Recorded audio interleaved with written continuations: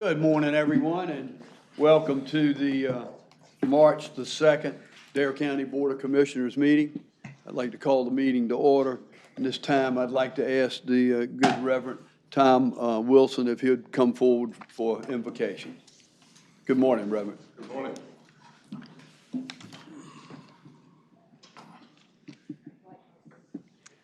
We take a moment to be still and to know that there is a power greater than ourselves that is here in the space between us. We give thanks for this county, for its elected officials, that they may have the wisdom to give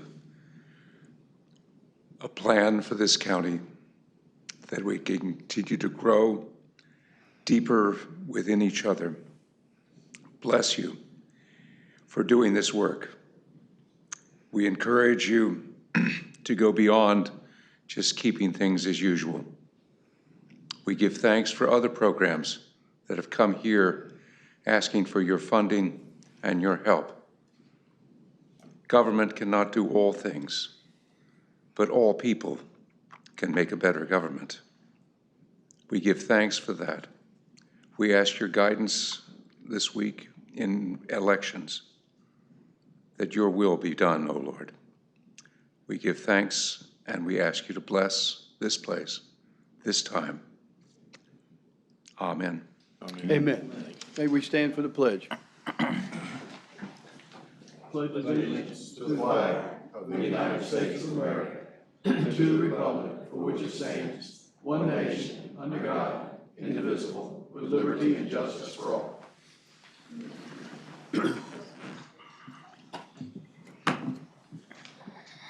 Commissioner Bateman is not able to be with us this morning. He has an excused absence. He has a personal issue he has to deal with today, so keep him in your thoughts and prayers.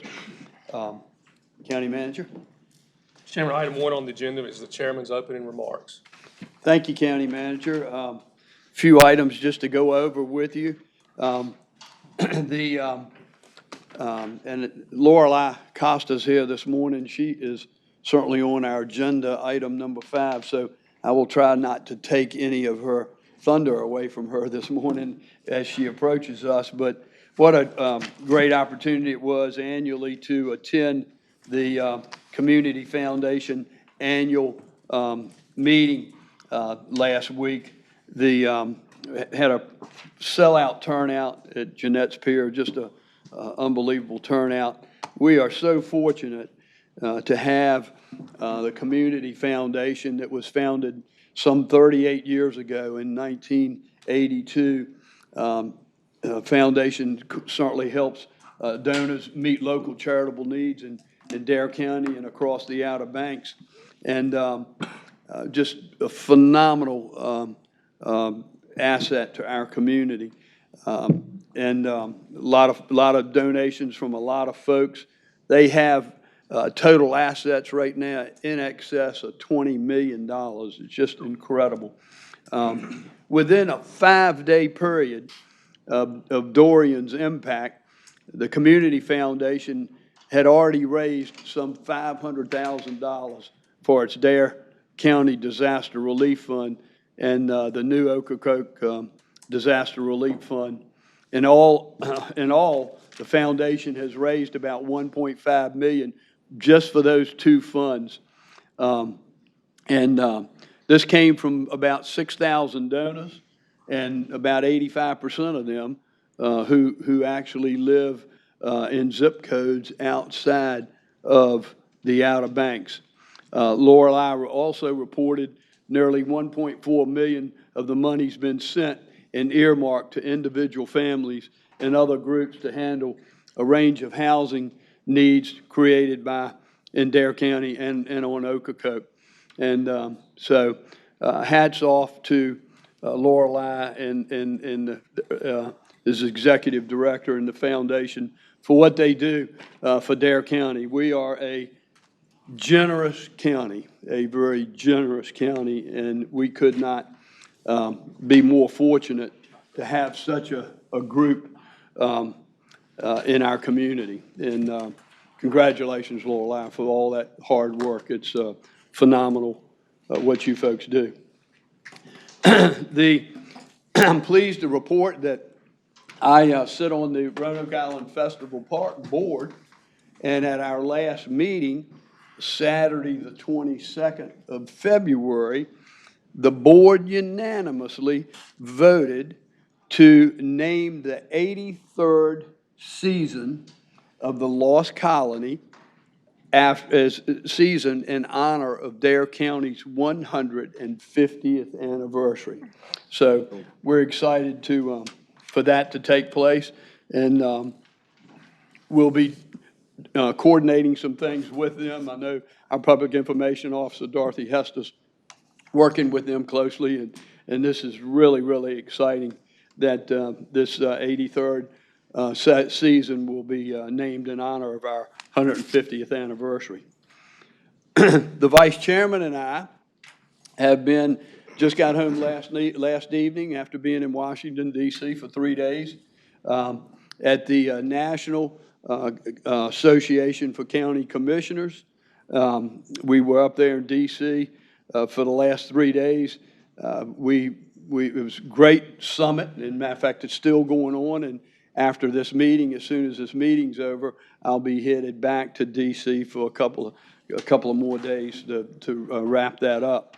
But the Vice Chairman and I attended sessions on the latest federal permitting, updating human services, and transportation regulatory issue updates, energy, land use policies, IT issues that we're facing as a county and as a state and country. We also attended sessions on justice and public safety programs, sustainable housing, really had a great program on housing and economic development and sustainable housing. So a matter of fact, the folks at UNC that we're working with will be here this afternoon, and the Vice Chairman and Commissioner Ross will be working with them this afternoon. They'll be looking at sites, and they'll be talking about our project that we have ongoing with them. The Vice Chairman also went to a GIS innovative uses. I understand that was he'll share with probably some of that with you, but that was an innovative summit and session that we had there. We talked about disaster preparedness. All of these seminars that we attended were very, very informative, and I'm looking forward to heading back up there this afternoon to attend some more sessions related to our counties and what takes place in each. It's good to interact. This is from the nation. We had over 3,000 people there from all over the country, from different counties and different places. And as a matter of fact, the Vice Chairman was talking to one fellow, I believe, from Arizona, and it was incredible. His district, unlike us, his district is from one end to the other is 7 hours. One end to the other of his district is 7 hours. It's pretty incredible. So it's very, very interesting to talk to our fellow commissioners from all over the country to see how they're dealing with different issues across their particular counties. And then last but not least, at our last meeting, Mrs. Fagan brought a resolution to us with respect to the First Amendment, and having, as we always do, we try to respond to public comment at the end of our meeting, unless it's something a little bit more detailed that we have to look into. We'll address it at the next meeting, and so I'm addressing that this morning, and that Mrs. Fagan brought a reference to us for us to do a resolution concerning the First Amendment, and having spoken with the individual board members individually, we have it is the consensus of the board that it's not necessary for us to do that.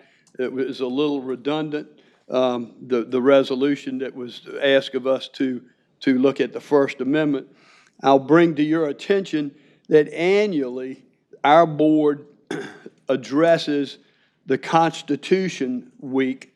We do this annually. The last time that we did this was September the 3rd, 2019, where we passed the resolution in support of Constitution Week, proclaiming that it is the privilege and duty of the American people to commemorate the 232nd anniversary of the drafting of the Constitution of the United States of America. And we urge all citizens to study the Constitution and reflect on the privileges that it brings American citizens. In addition to that, that resolution that we passed in September, on February the 4th of just this year, we passed another resolution in support of the Constitution of the United States. So once again, to address an individual resolution for specific, that specific resolution for the First Amendment, we support the Constitution of the United States, which includes all of the amendments to that Constitution. So we will not be addressing or passing a separate individual resolution to address that. The next item I have, and hopefully I can calm some of our citizens' fears with respects to our reval. We are required to do this every 8 years, and our staff has been working on this for over a year. We put those notices out just last week, and they went out to the public. Those of you who are watching this live, those of you who are here with us today, and those of you who may watch this at a later date, please know that we have not addressed our budget yet. We don't have to do that and pass a budget until June of this year. We will be holding a retreat the month of March to address numerous issues that we have before us, and we will discuss the ad valorem at that time. Keep in mind that the notices that went out were only notices with respect to the percentage of what your property went up. It's not a bill, and it clearly states that across the top. This is not a bill. So I don't want any of you folks to panic thinking that your ad valorem tax, your property tax, is going to increase by some 26%. We still have to address that. I have asked the county manager to go into a little bit more detail, so if you would do that at this time, county manager, rather than waiting for him at the end of the meeting. For those that are watching, I want this to be out there in front of the public as soon as possible. Yes, sir. At the last meeting, Jose and Greta from our tax assessment department came before you and went through in some detail about what we do and why we do it. But the statute requires that we do a revaluation every 8 years. And so about 2 years ago, our staff began that process. The statute is very specific with the formulas and the methodology you have to use to determine the tax values. Among other things, they look at all the real estate transactions that get recorded during the last 2 years go into a database. And so they know what property has been sold. They know what it's been sold at. They can look at what prices are doing in the fair market. And the whole point of revaluation is to bring all the property values in the county up to whatever the fair market value is, and then tax those accordingly. They don't have any discretion about that. They have to do it every 2 years. They don't have any discretion about the values. There's a formulation that they have to follow to get those values. And so that value is determined, again, the way the statute requires them to determine it. With that said, there's an appeal process if somebody thinks their value is too high or too low. on the form that they got. It tells them that they can appeal those values.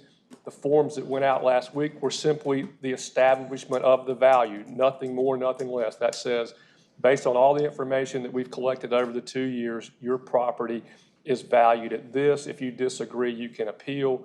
When the appeal process is done, whatever the value is determined after that appeal process, that becomes the value of the property. At that point, as we go through the budget, as the chairman said, the board is going to have to determine the tax rate. The tax rate's determined every year during the budget process based on the revenues that are needed to run the county. No one knows what that's going to be yet. We aren't that deep into our budget request. Just came in, ended on Friday. We got them all in. Dave and his staff are going to be putting those together so that we can we'll have our retreat where we'll talk about sort of the big policy picture items, but then we'll get into the nits later in some budget retreats where we'll be talking about all of the things that we need to do, and then we'll be trying to figure out how to do those things. And so, again, the timing of this, the way it's done, the numbers, all that stuff is governed by statute. And each step of the way, again, there's a statutory requirement that we do certain things at certain times, and so that's what's going on now. So as the chairman said, there's nothing to read into this other than our values have increased in the last 8 years, which is not unexpected. We took a very large drop in values after the 2008 recession, and those values are starting to come back now. It appears we've got not all of that back, but most of that back in this valuation, and that's what we would have expected over the last 8-year period. So again, that's all that is. I'm not sure if you all have other questions about that, but if you do, I'm glad to answer them. Thank you. Thank you, County Manager. I appreciate that very much. That ends Chairman's comments, and I will turn it back over to the County Manager. Mr. Chairman, that brings us to item 2 on the agenda, which is the presentation of the county service pins. First on our list is we have Janet Midget getting a 10-year pin, and Sally DeFosi will present that pin. Good morning, Sally. Good Janet, morning. welcome. Morning.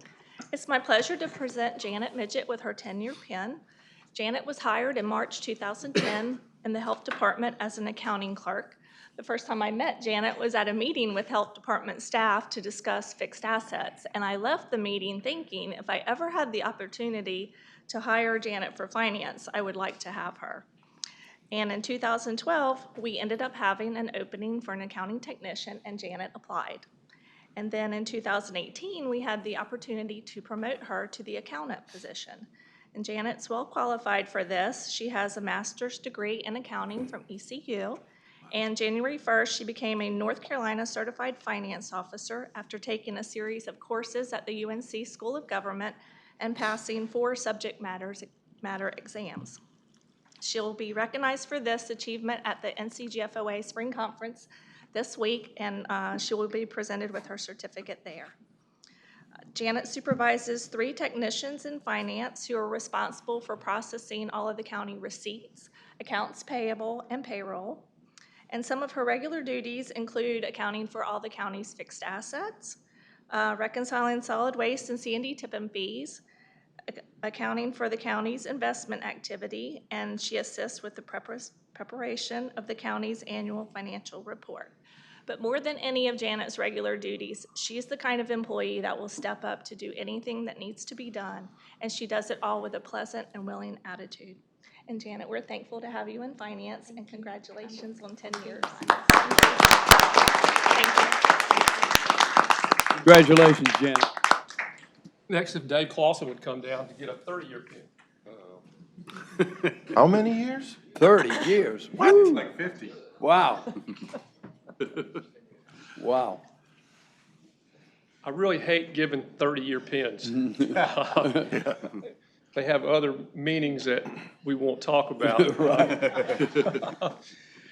You know, you hear as you go out that somebody is my right-hand man or somebody is my friend or somebody helps me a lot.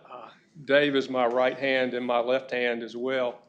I'll tell you that there's not very many decisions that I make at any time that I don't run them up the flag to Dave either to get his take financially or just to get his input. With 30 years of knowledge here at the county, there's not much that has gone on in Dare County, or at least the modern Dare County, that he hadn't had a finger in, that he doesn't know about, and that he doesn't have some institutional knowledge to bear on whatever decision we're trying to make. And that's an invaluable tool that we have with us.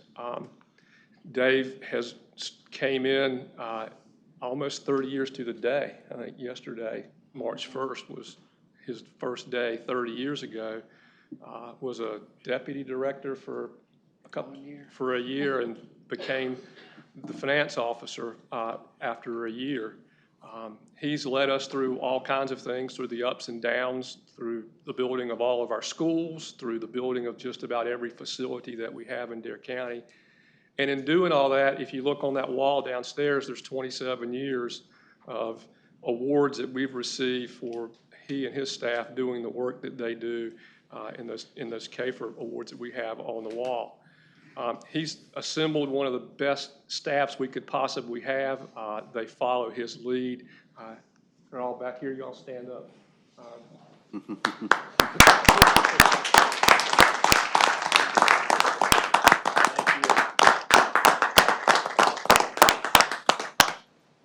They're the ones that make it go, but he's the one that makes them go. And so we are glad that he's here to do that.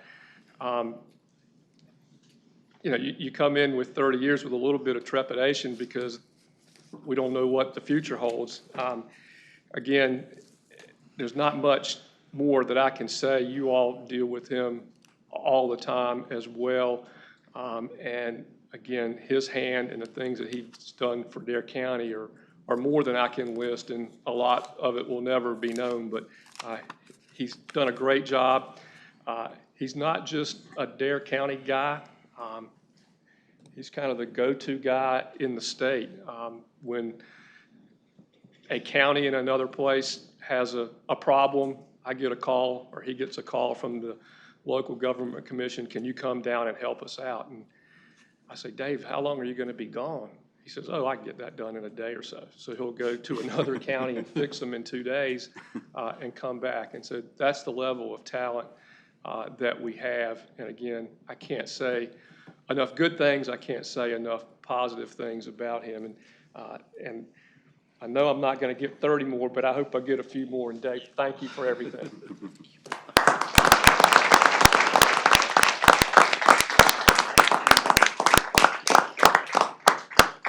Well, I found out about this about 5 minutes ago when Dustin told me, but, so I'm in trouble with my wife, but not as much as Bobby is. So, no, but I want to say thank you. I mean, Terry Wheeler, his predecessor, gave me the chance, and I'll tell you, before the end of that first year, I'd call my partner at Deloitte and ask him if they'd consider taking me back. I really did.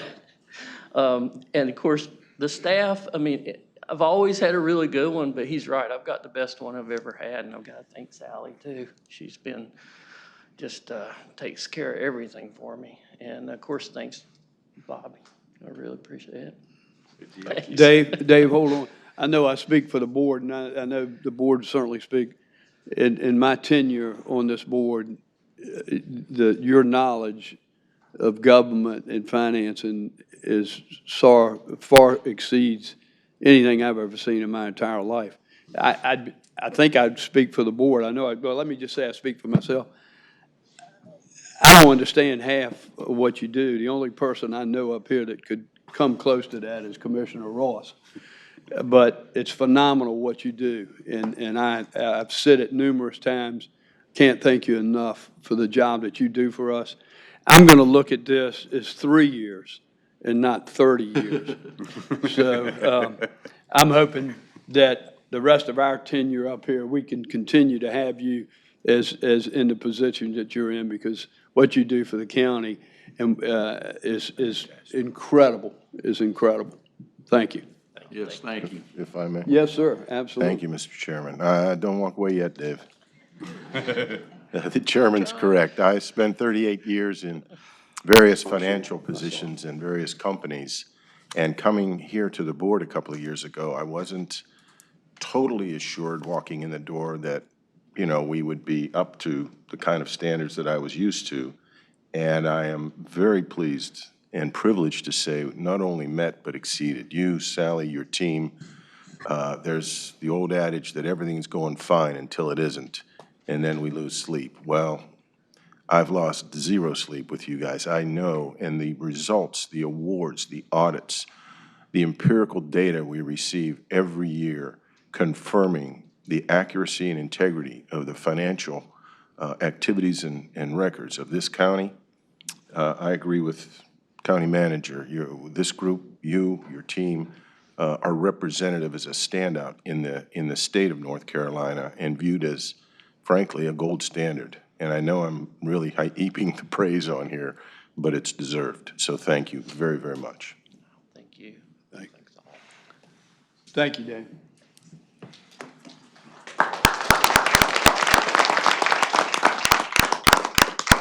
Dave, if you and Janet would go right out here with Beth and get a picture here, and we'll wait just a second for anybody else that's leaving so we can move into public comment.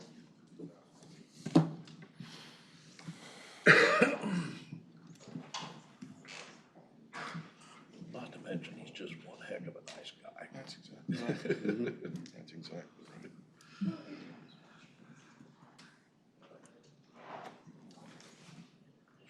Ladies and gentlemen, now's the time that's been set aside for public comment. If you have public comment this morning and you've not signed up, please raise your hand, and when you do, I'll recognize you.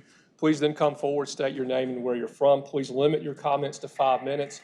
There's a green light on the podium that'll come on when your time begins.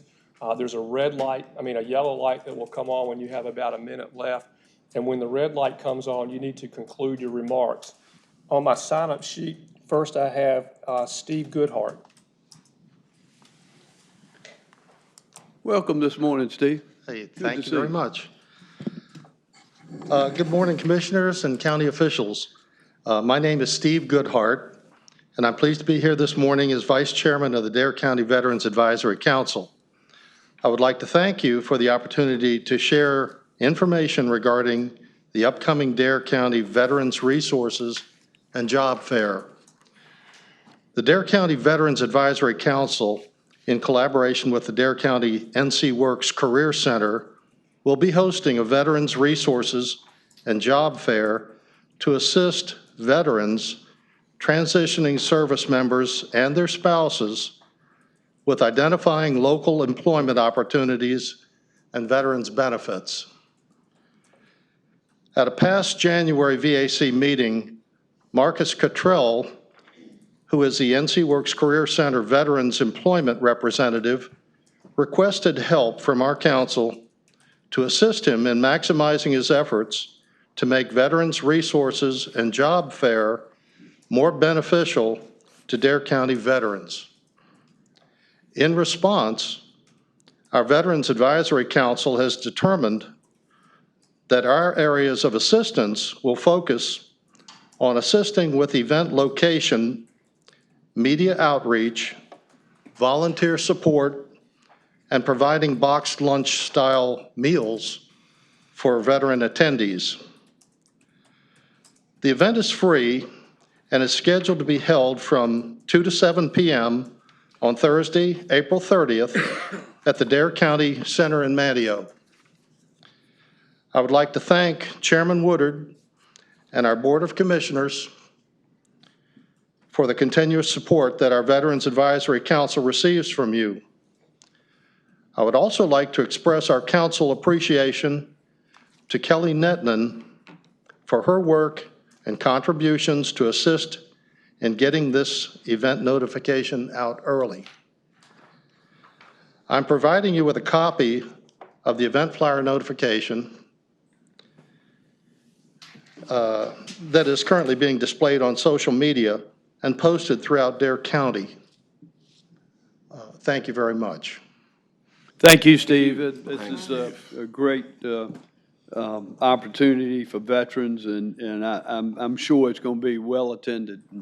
And I appreciate all your hard work on that. Well, I've got the council to back me, so thank you all very much. Thank you. Is there other public comment this morning? Yes, ma'am.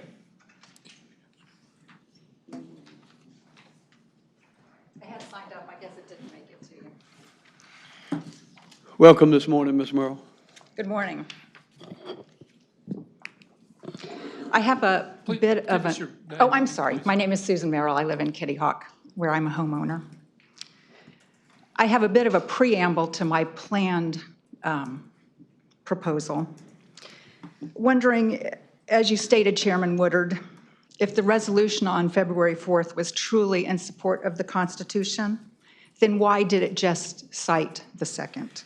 Why did it not just end with, quote, whereas all amendments therein exist co-equally in importance and stature as originally written by the founders? That's my question. My plan statement. As a homeowner, I am here to speak out of concern for all other homeowners, hotel owners, Airbnb owners, VRB owners, short-term and long-term rental owners, as well as renters in our community. I am here to present a resolution in support of the Third Amendment that I hope the Board of Commissioners will endorse. I'm worried that without this resolution, that in an era where constitutional mandates and norms appear to be lost to a system without checks and balances, that we as a community need to affirm that our homes may not be overtaken by soldiers, sailors, or any other branch of the military or law enforcement. Resolution in support of the Constitution of the United States of America.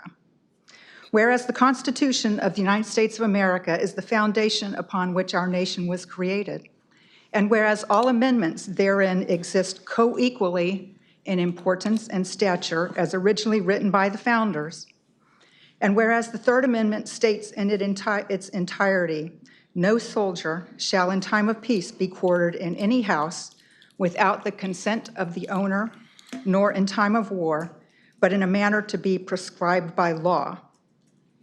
And whereas the Third Amendment is one of the vital protectors of the freedom to personal domicile and prevention of government intrusion during wartime, and whereas the Third Amendment is one of the vital protectors of the freedom to personal domicile and prevention of government intrusion in times of peace. Now, therefore, be it resolved that the Board of Commissioners opposes any and all attempts to infringe upon this right and freedom, including the right to decide if government troops are permitted to be quartered in our homes. Thank you for your time, and I look forward to an answer for my first question. Would you take a moment to give that to the county manager, your resolution? I will email it to you. Sure. Is there other public comment this morning? Seeing none here, is there any public comment from Buxton? No comment from Buxton. With that, Mr. Chairman, we'd close the public comment and we'd move on to item 5. And Laura Lee Costa is here from the Outer Banks Community Foundation. Welcome this morning, Lorelei. Good morning. Thank you for having me. Good morning, Chairman Woodard, commissioners, ladies and gentlemen. I'm honored to be here. I am the executive director of the Outer Banks Community Foundation, and my name is Laura Lee Costa. Something that Father Tom said this morning really struck me. You said government cannot do all things. And though I would hesitate to underestimate the gentleman in front of me, I will say that the Outer Banks Community Foundation was started in 1982 with the idea that perhaps government cannot or should not do all things, and that there might be a role for private individuals, people in our community, to supplement what government does to improve the lives of all people of the Outer Banks. And that's why the Community Foundation got started about 37 years ago. And I'm very proud to be the executive director of that organization. And Chairman Woodard, I'd love to hire you to give my stump speech from now on. Thank you very much. You highlighted disaster relief because that was the crux of our annual meeting last week. I'll just echo a couple of the things that you said, which is truly our community stepped up quickly and generously after Hurricane Dorian, which struck the Outer Banks in September of 2019. Again, within 5 days, we had raised $500,000. To date, we've raised $1.5 million. And as Chairman Woodard said, many of those donors, many of those 6,000 people who contributed, actually contributed from zip codes outside the Outer Banks. And to me, that shows how beloved our area is by so many. Now, many of those people probably own property here, but they're part of our community by virtue of perhaps owning property here or coming to vacation here year after year. Much of the money that we raised was for our neighbors in Ocracoke, which is part of the Community Foundation service area. But we did raise $300,000 for Dare County, and I want to just tell you briefly how we've used that funding. Our role is to work with nonprofit organizations in giving that money to disaster victims. So far, we've given out $100,000 to victims in Dare County, most of that through our partners at Interfaith Community Outreach, and they serve families north of Oregon Inlet in times of disaster, whereas Cape Hatteras United Methodist Men will do all of the casework for families below Oregon Inlet. The remaining $200,000, we are working in partnership with Cape Hatteras United Methodist Men on housing and in making our community more resilient so that when the next storm hits, we'll be better prepared. So we're looking at repairing homes, but also elevating homes. And so that's how we're devoting the last $200,000 that we raised. As Chairman Woodard remarked, the Community Foundation's endowment is now $20 million. An endowment is a perpetual charitable fund, and it's here to help our community today, but also our community generations from now. It's a permanent fund that's invested, and we just use a small portion of that fund year after year for grants and scholarships. We've now given out over $10 million to our community, and when you think that we're only about 35,000 people, that is incredibly generous. Certainly, we are very blessed to be living in this community where so many people step to the plate after a disaster, but in all times to help our neighbors.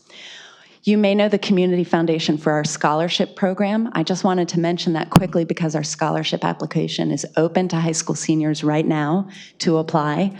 We're planning to give out about $175,000 this year in scholarships. That's not only to graduating high school seniors, but also people at all ages who are going back to college, either a 4-year school, a 2-year school, trade or technical school. I am thrilled as a citizen of Dare County to see the Dare Guarantee program that you all have so generously funded. And the Community Foundation is working on our scholarship program to supplement that so we help even more students no matter what their goals, what their ages, no matter their backgrounds. I touched on disaster relief. The real reason why I wanted to come to you today, though, was to make sure that you all knew about a new grants program that we have for this year, and it's called Vision 2020. We announced it at our annual meeting. It is thanks to a very generous donation that we received at the end of last year from an anonymous family. Usually, the gifts that we received are invested in those perpetual funds that I mentioned, those endowment funds. This family, however, asked us to give it away straight away in 2020 to nonprofits serving the Outer Banks that are making a big difference for the Outer Banks. So that's what we're going to do.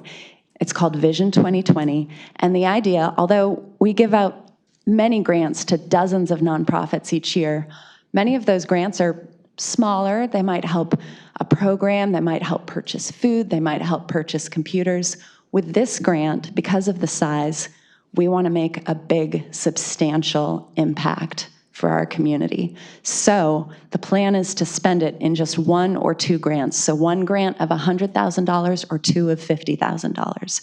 We want to move the needle on an urgent community need or take advantage of an exciting opportunity. So we're asking the community to come to us with proposals and tell us, how can we invest to make the Outer Banks a better place?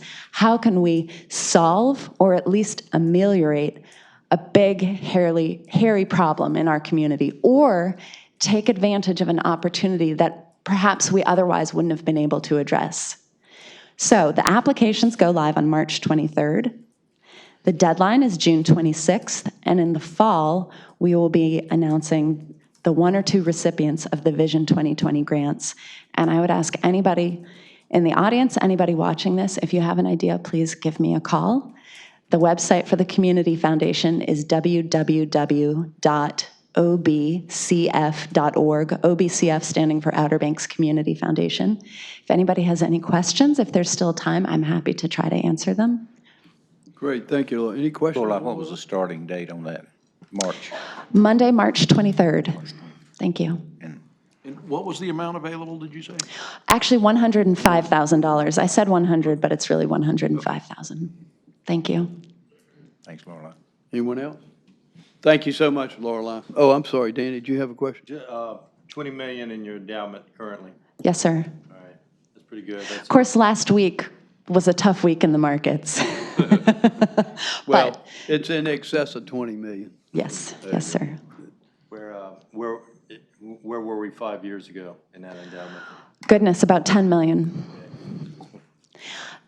Community foundations is a model that you'll see across the country. It takes the concept of a private foundation, but it opens to anybody in the community to start a fund for any kind of charitable purpose by or for that community. So we manage scholarship funds, grant-making funds, donor-advised funds. That 20 million is 190 funds, all started by different businesses, families, nonprofits, civic groups, all for different charitable purposes, all for the Outer Banks.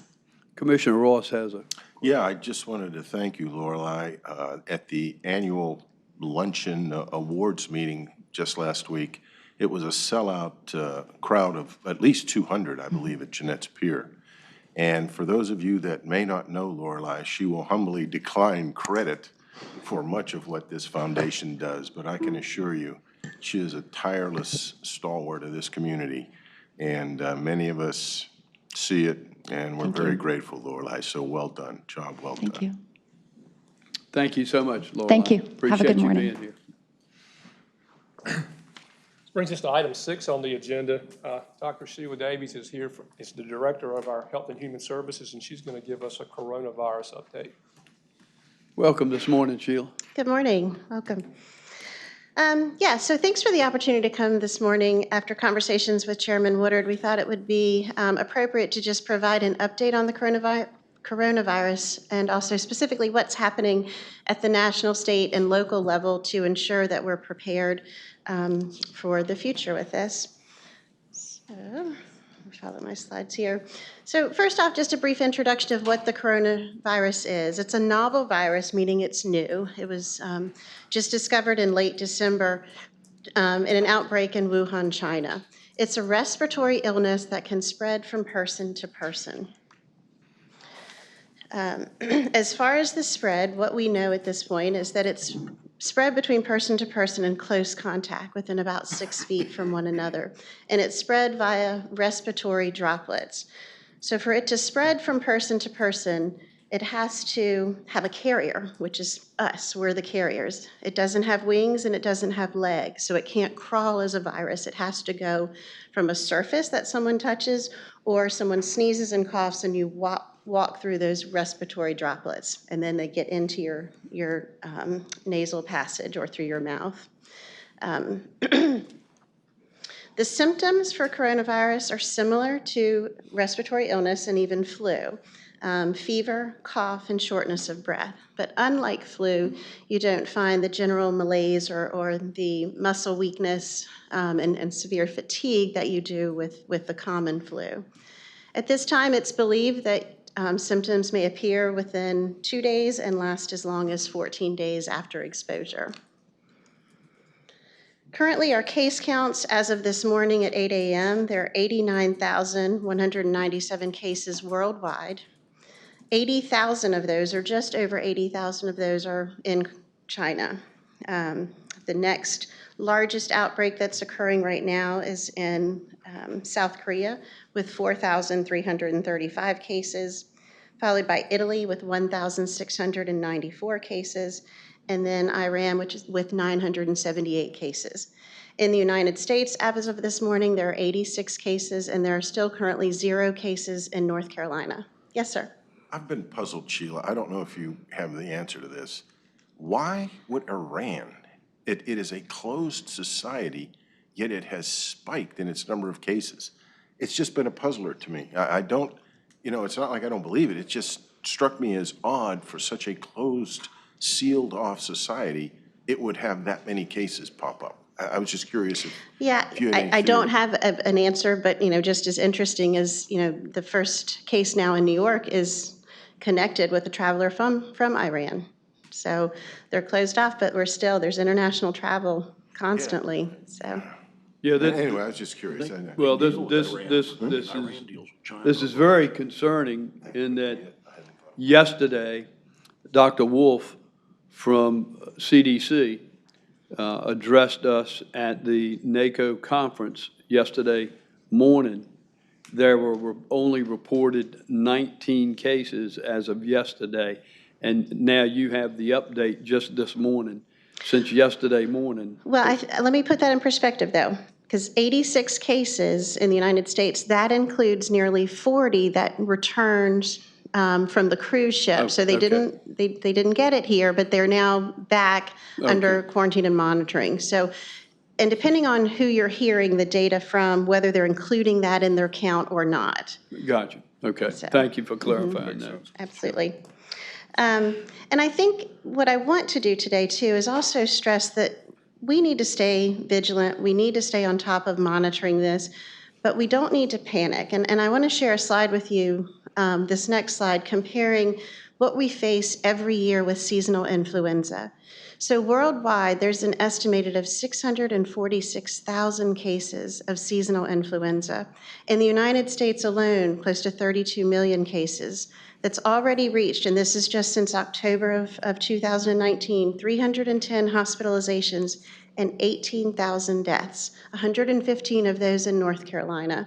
So I just put that in perspective, and when you go back, obviously we need to be concerned with the coronavirus because it does spread rapidly. I have another question. Yes, sir.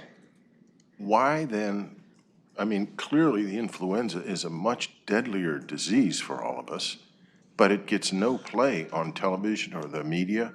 But there's enormous play on this coronavirus, which is much less fatal, apparently less than 2% mortality.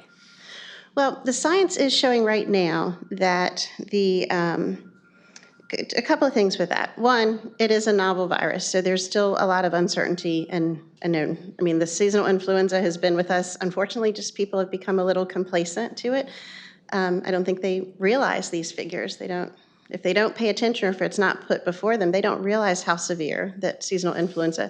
The other thing with influenza is you can get vaccinated to help protect yourself against influenza, whereas right now with the coronavirus, we do not have a vaccine. They're working on it, but that's part of the issue.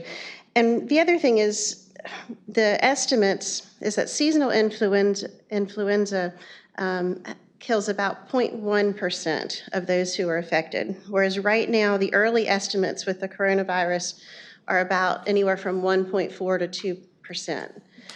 But that's often typical with a new virus because when it first comes out and you're not containing it and you don't have enough information, so that rate may go down. But both of them are highly contagious and certainly have the risk of significant complications. So what we can do to prevent the spread of not only the coronavirus, but flu or any respiratory illness is avoid close contact with people who are sick. And if you are sick, stay home. Don't go to work. Don't go to school. Don't go to the grocery store. Use your neighbors to help you stay where you need to be, which is at your house. For all of us, though, avoid touching your eyes, nose, and mouth with unwashed hands. As I said, the virus needs a carrier. It needs a conduit to go from one source to the next. And for the coronavirus specifically, since it's not able to move on its own, protecting ourselves from touching our hands, from touching our nose or eyes or mouth, which is how the virus will enter our bodies. Specifically, the coronavirus only attacks the lungs. So if we can protect ourselves from getting that into the lungs, we can certainly stay healthier. Wash your hands often with soap and water for at least 20 seconds.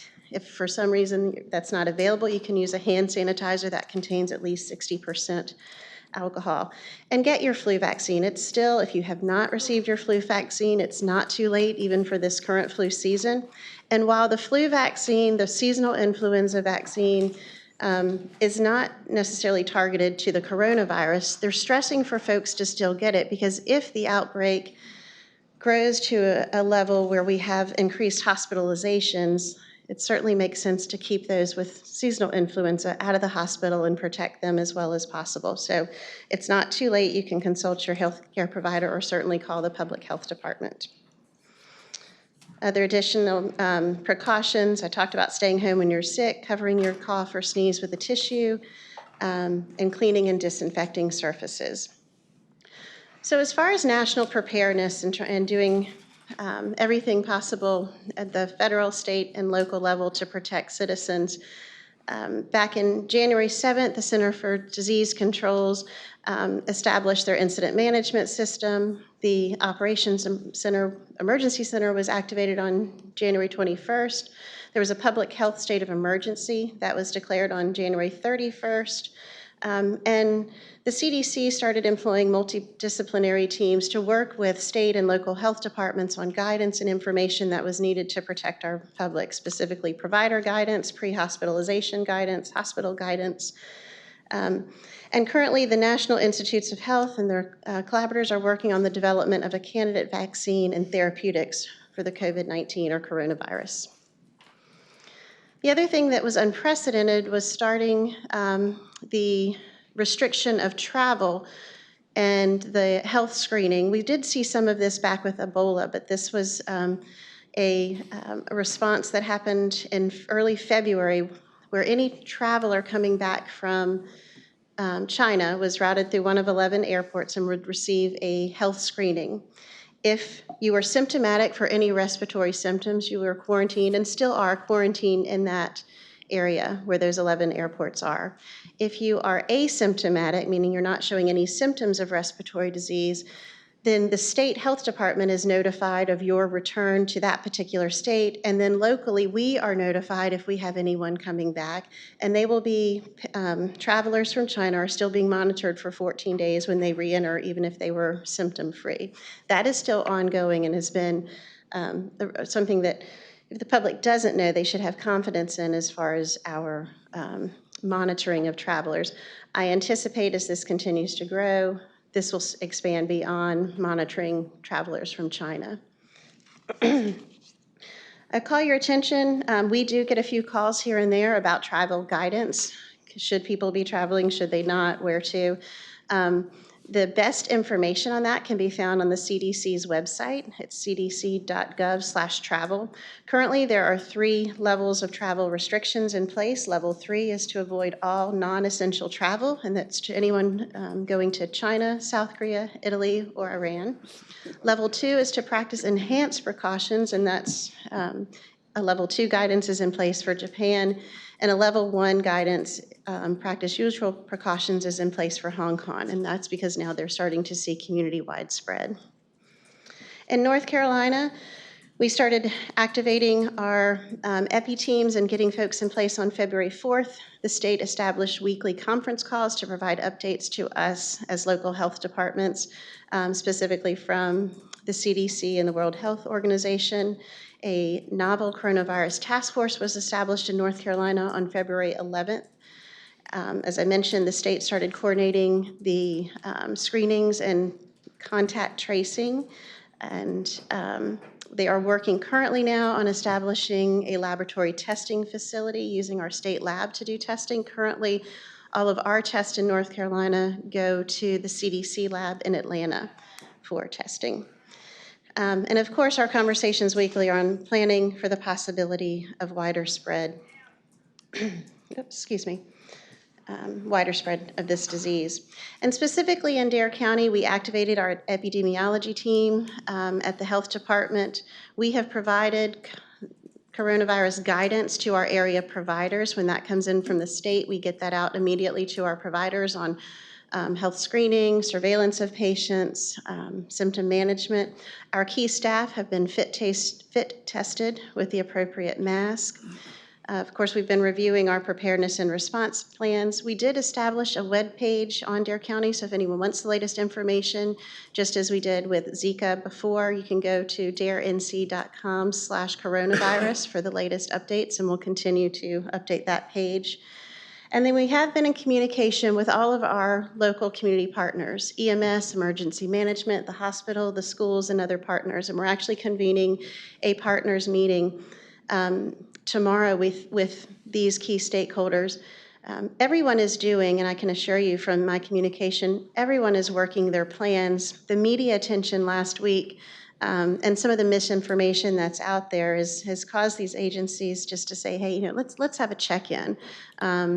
But I feel very fortunate with the partners that we have in Dare County to protect the citizens, and I'm confident that everyone's working their appropriate plans. We'll touch base tomorrow, one, just to make sure we're on the same page with our communication, and then two, also gives us an opportunity to discuss what our next steps are with one another should things escalate. So the bottom line, too, I'd like to encourage and stress folks to please go to reliable sources for information. Some of those sources are here on this slide. The cdc.gov page is a great source of up-to-date information. The next source is the North Carolina Department of Health and Human Services. And of course, I mentioned our page that's available as well for information. And then I guess my closing message is that certainly here in Dare County, we stand prepared to protect our folks and staying up to date on the most relevant information, and can't re-emphasize enough the message of just standard precautions and prevention efforts to protect yourself from respiratory illnesses. Yes, sir. Great. I just had another quick question. Oftentimes in the past, we've heard it's cold and flu season. Would you anticipate that this virus would follow a similar pattern, that by the end of May, early June, we are, quote, out of cold and flu season? The information coming forth right now is no, this is not a seasonal, coronavirus is not a seasonal virus. So, meaning it can go on for a while. Influenza is a seasonal virus. I'm sorry? Influenza is a seasonal virus. Correct, influenza. But the coronavirus, the novel coronavirus right now is not deemed a seasonal virus. Okay. Yeah, last week, our U.S. Congressman, Dr. Greg Murphy, put out an excellent video of him just discussing the coronavirus and what was going on. And I would definitely urge all of us here and everybody out listening to look that video up. He really gave an in-depth perception of the coronavirus and what we can do to protect ourselves, and not only that, but also to be informed about it and not jumping on the media hype. Even though it is a serious issue, sometimes it gets blown out of proportion. So thank you. Thank you. Sheila, thank you so much for being so proactive. Excuse me, go ahead. Sheila, was SARS. SARS wasn't seasonal either, so what would you anticipate? I mean, if corona is not seasonal, is this the kind of thing that a vaccine comes along? What do you see in the future as far as controlling this? That's such a tough question right now with just the information that's out there. Certainly, I think if and when a vaccine is developed, my understanding through the initial conversations is when the vaccine is ready, it's going to be in such limited supply that it's going to take a while for it to be manufactured enough to really have widespread implication. I think over time, like you saw with SARS and MERS, certainly the incident rate will drop. But I really have no confidence in giving a prediction of how long that will combat this. Just stay vigilant with standard hygiene practices. Right. Yeah. And if you think back to anyone who may remember, back in 2009, the H1N1 started as the swine flu here in the United States. That's still around. That strain is still circulating, but it's so managed now based on vaccines and based on precautions that it's not the outbreak, it's not the epidemic, pandemic. So this certainly could follow a similar trajectory just over time. And that lasted, just so you know, almost a year to the date from the outbreak to where it was no longer declared a public health emergency. So. Thanks. Anyone else? Thanks again, Sheila. I really appreciate that update. Thank you for doing that. Chairman, item 7 on the agenda, Michael Tillett's here to give us an update on the 2020 OBX Rod and Custom Festival.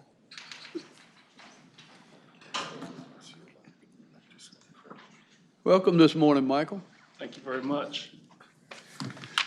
Myself and Ms. Sarah Hull is here representing the Garage Band Charity Group who puts on the OBX Rod and Custom Festival. And we would like to thank you all for giving us this time to let you know what's going on and all the good things that are happening coming up this May. First of all, I just wanted to let everyone know that as of last year this time, we had 94 cars pre-registered. This year, we've got 415 pre-registered. Where you gonna put them all, Mike? All over the place. I've got a garage. That's what I've told some of them also. I've got a garage also. But what we're doing, this particular event, is not a, like I said last time, it's not a typical car show where you're in car show jail sitting in one spot all weekend. The hub of our event is at the event site in Nags Head, North Carolina, the Soundside event site. And we will meet up there Friday morning, and people will congregate, hang out, show the cars off, get something to eat, and have food trucks and different vendors and all of that good stuff that day. And it's designed for people coming in to basically see the area and patronize the different businesses in the area. So we're having cruise-ins throughout the Outer Banks, from Kitty Hawk to Manio, at different restaurants and visiting tourist sites and this, that, and the other. Because this event, the reason we call it a festival, we want people to come and enjoy it, music, family fun, fellowship, and mostly learn the Outer Banks. So we've got a self-guided history tour we're going to have in place, just like we did last year. And with all the different cruising spots, we're setting it up so when you go hang out at your cruising spots, instead of just leaving, you stay there. We'll have some kind of giveaway so you can patronize the different businesses and just spread the love all over the county, as well as donating to charities here on the Outer Banks. And our two charities that we're working with is the Children Youth Partnership of Dare County and the Dare County Toy Run. And if we do as good as we did last year, hopefully better, we're going to add another charity to be announced with this event. What has happened, 95% of the people that were here last year had never been to the Outer Banks before. So they had no idea what Outer Banks was, didn't know where it was. So they came in towards the end of the week. When they got here and saw how beautiful it was and what it was to see, we're getting people now that's checking in Sunday and staying from Sunday to Sunday. So they can bring the family down the first part of the week and do the family thing, and then at the end of the week doing the car events. So it's doing what we wanted. We wanted to bring people to the Outer Banks, as we say, heads in beds on the off season to bring the economy up, as well as helping charities and things like that on the Outer Banks. So it's doing what we wanted to do. And the reach that we have is international. We've got a guy that's in the club out of Finland they're signed up to come.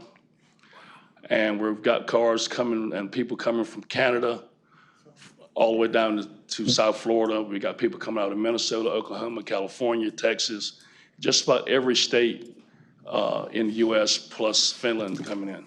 Michael, how did you do it from last year to this year? It's amazing.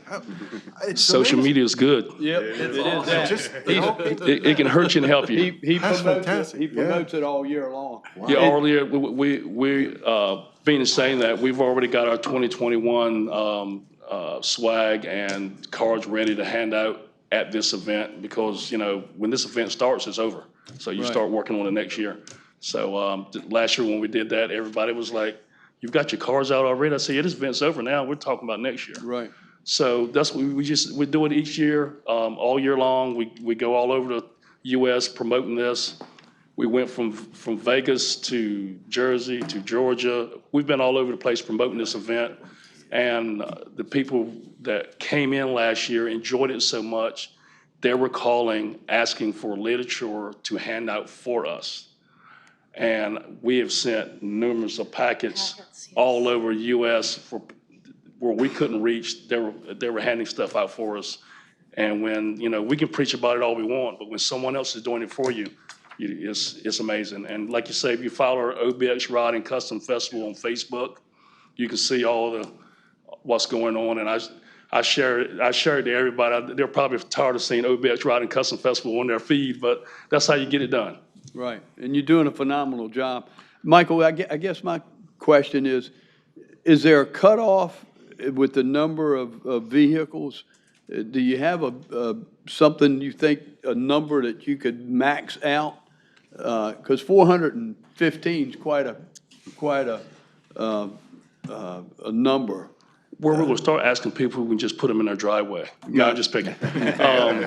We're doing a 500 car limit. That's okay. So, you know, and that'll cover the event site. And then Right. we don't want a traffic jam. We want people to be able to enjoy the island. Right. So we're doing a 500 limit cutoff at the event site. And then what that'll do, people won't be there all day anyway. So they'll be floating from Kitty Hawk to Manio, to Kildover Hills throughout the day. So doing it like that, you'll be able to enjoy your cars. The public will be able to see them. And it'll help it a lot because, you know, some other places, they don't have a cutoff and it's so congested, they're not having fun because they're sitting in a traffic jam. Right. And we want it to be enjoyable. And one other thing, we're doing just like we did last year, an evening cruise from Kitty Hawk to the event site, down to Beach Road, police escort. We usually meet up at Kitty Hawk Elementary School and we head down to Highway 12 and congregate back at the event site. And speaking of that, what has impressed me the most, car guys and girls, we're gonna come because it's a car event. We started getting calls from people that do not own cars, that like cars, wanting to know what house to rent to see the cruise. They're just wanting to come down and see the event. So when you start getting that kind of, you know, traffic, that's what you want. So, because they're coming here just to see what's going on. Then they want to know where the different cruising spots are so they can go check the cars out. So that's more people, you know, patronizing the business and things like that. Well, I commend you, Michael. It's, y'all done a tremendous job. Well, it's not me, it's Miss Well, I know Sarah, it, Richard, it's everyone in this room. May I was going to say, our 150th anniversary, we have an event that weekend that coincides at Island Farm, where Yes. we're celebrating. I've spoken with your mom about it, so I'm wondering, do you have any cars dating way back that we might could tie it to our 150th celebration? I don't think Being we that have you- any that go back to 1870, but. Being that you say that, I have been talking with a gentleman that's bringing about 25 cars from the 1900s and the 1920s. Wow. Cool. And they usually don't do car events like this, but he agreed to do this because I'm gonna help him map out a route for his guys because he wants to bring them to the Outer Banks, but he doesn't know where to go. So I told him, if you bring them to our event, I'll help you map out a route to go. So he's going to meet with me here probably in about 2 weeks, and I'll take him to the places where I think they would like to go. And I'll put that on the list, and I may give you a call to see Yes, if you can get a absolutely. timing for that, because that's going to be pretty stout to have a car from 1900 and then a car, Absolutely. you know. Yeah, Thank absolutely. you. Yeah, so that's what we're going to try to do. What's the times for that? Is that 10 going to be to an all-day 2. event? It's 10 to 2 at Island Farm, really celebrating life around the time that the county was established. Is that on Friday, Saturday? It's just Saturday, May 2nd. Well, you might miss them because they're leaving Friday. They're coming in and they're going to do some stuff with us all week long. Yep. And they're scheduled to leave out because they have another event Saturday somewhere. But we can definitely take them by Friday and let them know what's going on and things like Fantastic. that. Great, thanks, Michael. No problem. Good deal. Any questions of Michael? Michael, I tell you, your staff has done a phenomenal job in getting all this together. And to kind of reflect on what Rob was asking, how did you get these people from all over the place to come in? And you're very humble. A lot of people don't realize Michael's car has been featured in SEMA. And that is a phenomenal job in itself. That's just a passion, but, you know, with that said, it still takes everybody here behind this. It takes the whole Outer Banks, you know. This event is OBS Riding Custom Festival, but this is our event now. You know, this is the county's event, you know, and we couldn't do it without all the support, you know. We got the support of the Tourist Bureau, we got the support of you guys, we got the support of the whole county, Parks and Rec. Everybody has stepped up to help this because, you know, getting that many cars down, and a lot of them are like mine, they're trailer queens. So you need somewhere to park these trailers. And if everybody hadn't come together as a county to say, okay, you can get this lot, you can use this lot, you can rent this lot, it wouldn't be the success that it is now. So it's, give everybody a hand in this, in the county. It's what it's all about. Family fun and fellowship, and that's what it is here. It's how it's been here all my life, so it doesn't surprise me a bit. Commissioner Couch. Yeah. It's also the 150th anniversary of the most recognized maritime symbol in North America, Cape Hatteras Lighthouse. Hatteras Light. Yes. Yeah, it'd be a great photo op. We got plenty of parking. We can handle 700 of you down there with the 3 parking I understand that. And it's so wild, with this being the 150th anniversary, and our superstar cars, which is just Pro Street, guess how many of those guys signed up? 150. Wow. We just get 150 of those guys signed up, and that was the car that brought all this together, Pro Street. And it just, stars are lining up when you got 150 year anniversary and 150 Pro Street cars sign up. That's pretty big. Yeah, absolutely. Yeah, so. Michael, you think Representative Hainig and myself and Terry Gray could sneak in that little parade you got coming from, with them cars, with our motorcycles, we could sneak in that little parade? You don't have enough wheels. It's four wheels or more. There you go. Now, we can put training wheels on his if you want. That's true. That can get 2 more. We'll have to put sidecars on our Harleys. There you go. That's right. That's right. You need to just purchase that 57 Chevy and you'll be straight. Well, I'm working on that. I'm working on it. You've got a few weeks, or you've got almost 80 cars to go, whichever comes first. I know. Thank you. This is. I hope we have great weather that weekend. Yeah. No problem at all. One more thing, on the economic side of this, we have got 6 hotels and 1 motel full already. Wow. And from 2018 to 2019, I went and talked to a couple hotels, a couple restaurants that was involved, and the same from Thursday through Sunday. The same weekend in 18 and 19, we had about a 20% increase. Fantastic. And that's what we're trying to do. And we just want everybody that's on television watching this, remember OBX Ride and Custom Festival, May 1st and 2nd, 2020. If you get a chance, check out our website, which is obxrc.com, or check out our Facebook page. You can't miss us on Facebook. And all you guys that I've shared stuff to, y'all share it also. Keep it coming. We do. Oh, yeah. And I sure appreciate it. Thank you very much. Thank you, Mike. Thank you. That's great, Mike. Chairman, item 8 on the agenda, Lee Nettles is here from the Dare County Tourism Board to request your consent for expenditures from the long-term restricted fund 4525. Welcome this morning, Lee. Good morning, Mr. Chairman, Board of Commissioners. Come before you today, as the county manager mentioned, to request your consent on an expenditure from the Tourism Board's restricted fund in an amount up to $60,000 for the purpose of demoing the former South Beach Grill restaurant. The building was in pretty rough shape when we purchased it, and of course it hasn't gotten better over that time. But the value of the property was for the parking that it represented and the potential to expand that parking. And in light of what Mr. Tillett was just saying, we need to get on with expanding that parking. The board had reached a point where it was going to have to expend a significant amount of money to prevent the building from further deterioration. So it decided instead, voted unanimously, to remove the building and work toward increasing the parking. I'd be happy to answer any questions you may have about it. Any questions, Lee? Then what's the pleasure of the board? So moved. The motion on the floor by Commissioner Couch to for the expenditure of up to $60,000 long-term restricted fund, item 4525 for the South Beach Grill.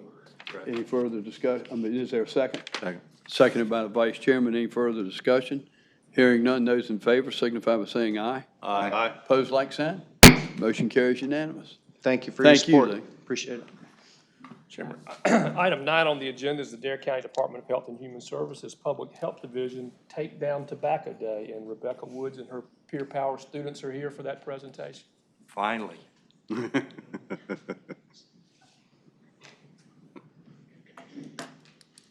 Welcome this morning, Rebecca. Good morning. Good morning. Thank you so much for having us today.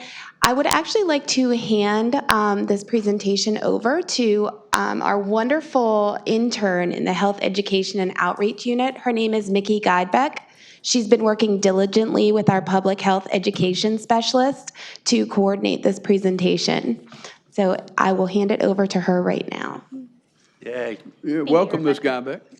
Good morning, and thank you for having us here today. As Rebecca just mentioned, my name is Mickey Guidebeck, and I'm an intern at the Dare County Department of Health and Human Services. I am also accompanied this morning by Peer Power students from Cape Hatteras Secondary School, First Flight High School, and Manio High School. Peer Power, it is a course offered to Dare County High School students as a health elective, and during this course, high school students are taught how to be peer health educators.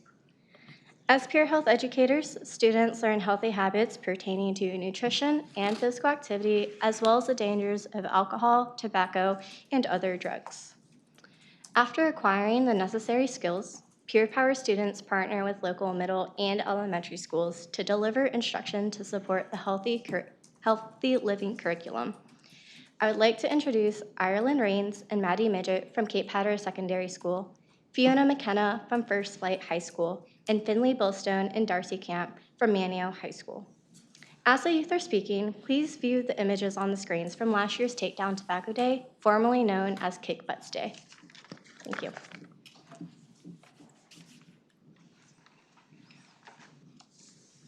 Good morning. Good morning. My name is Ireland. My name is Maddie, and we are Peer Power students at Cape Hatteras Secondary School.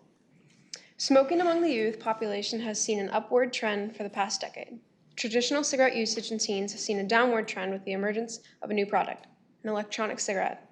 They are commonly referred to as vapes, e-cigs, and Juuls. These e-cigarettes are more convenient for our youth in a variety of ways. One of the cheapest on the market is 99 cents and can be found at any gas station, making it easily accessible. A student in possession of a vape has an easier time concealing it because there's not a distinct smell with e-cigarettes, like there is with a traditional cigarette. Some products can be easily mistaken for school supplies. The most popular brand of e-cigarette is called a Juul, which closely resembles a USB device. Another can be disguised as a highlighter. The inconspicuous nature of these devices make them difficult to detect. With increasing community support, the Dare County Department of Health and Human Services has provided education on e-cigarettes and hopes to spread awareness, prevent, and offer intervention links for the health of our youth. We know there is still work to be done.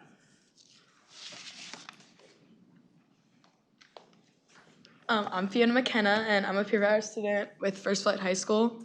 According to the CDC and the Youth Tobacco Survey, the number of high schoolers that are actively smoking or smoking at least once a day has been on the rise for the last couple of years. Back in 2017, across the United States, approximately 11.7% of high school students were utilizing just e-cigarette devices. However, in 2019, the national statistics for high school students currently using had risen to a hefty 27.5%. In 2 short years, the amount of students that have taken on a smoking habit has more than doubled. To put that into perspective, for First Flight High student population of approximately 763, back in 2017, 89 students would have been smoking daily. And now in 2019, 209 students would be smoking every day. As if these numbers are not concerning enough, the CDC found that 8 out of 10 cigarette smokers began smoking at the age of 18. Thus, even if a first-year high school student has not begun smoking yet, there is still a risk that they may do so with time.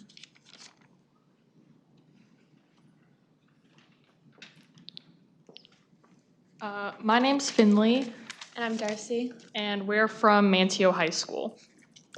On the flip side, under 18 also includes middle school population, which brings another population to light for the same issue. While the numbers for the high school population hover much higher than their middle school peers, the middle school population still requires attention. Nationally, in 2017, the reported amount of smokers in middle school was 3.3%, with it almost tripling to a whopping 10.5% in 2019. The idea that there are 11 to 14-year-olds all over the nation establishing smoking habits so early on is concerning. There are multiple innovations and campaigns that have been implemented to intervene with youth and tobacco products. Dare County has discouraged e-cigarette use by banning its usage in restaurants and bars, but this primarily targets adults in the community. It is imperative to acknowledge the tobacco problem among youth also.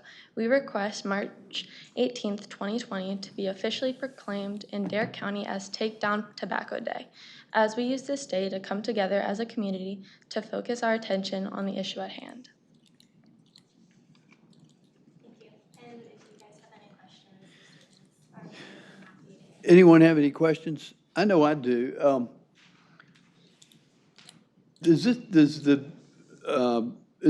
Can you purchase this stuff? I mean, is there an age limit, just like cigarettes, for purchasing vapes? Use the microphone, if you will. So there was just a law that was just passed in December, I believe, that raised the tobacco purchase age to 21. However, North Carolina, that rule is not enforced until North Carolina at the state level decides to kind of enforce that rule. So right now, it's still technically 18 to purchase in North Carolina, but federally, they've established it to be 21, and we're just waiting for North Carolina to put that, kind of push it forward. Okay. Very good. Is there any grassroots effort to lobby the legislature to do that? Do you know of?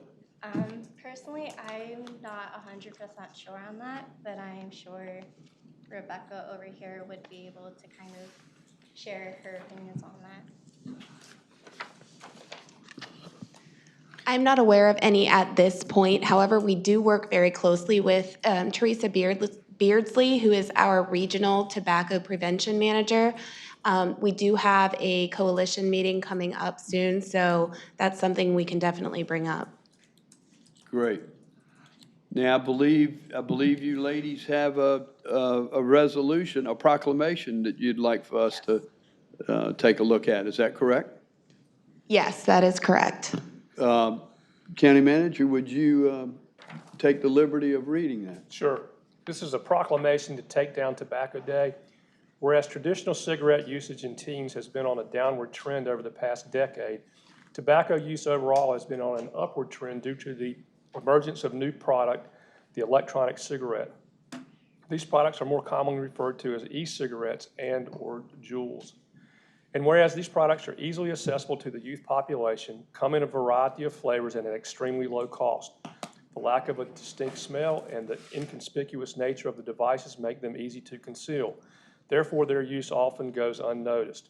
And whereas, according to information provided by the Centers for Disease Control, the number of high schools who are using tobacco at least once a day is on the rise, and over the past 2 years, the number of students that have developed a smoking habit has been more than doubled, with 9 out of 10 cigarette smokers starting the habit by age 18. And whereas, although our community has also seen an increase in smokers, mainly at the high school age, middle schoolers still present a cause for concern. And whereas the Dare County Health Department, as the Dare County Health and Human Services Department, has provided education, public awareness, and offered intervention links for our youth population, the use of electronic cigarettes continues to present a challenge to the health and well-being of our youth and population. And whereas Dare County has been proactive in responding to this challenge by prohibiting the use of electronic cigarettes in restaurants and bars, this primarily targets adults in our community. And whereas Dare County needs to acknowledge the problem that we currently face with tobacco use among our youth and encourage our community to focus attention on e-cigarette use in young people. Now therefore be it resolved, the Dare County Board of Commissioners do hereby proclaim the day of March 18th, 2020 as Take Down Tobacco Day and call upon the people of Dare County to increase their awareness and understanding of the problems we face regarding tobacco use among our youth. This the second day of March 2020. Move to approve. There is a motion on the floor to approve this proclamation as presented by Vice Chairman Overman, and it's been seconded by Commissioner House. Any further discussion? I just have Yes, something sir. to say. Appreciate you guys being here. I'm glad to see your attentiveness. As somebody who's 60 years old, and I'm the young guy on this group, I was your age not too long ago. I mean, it's as if I blinked my eyes, and here I am.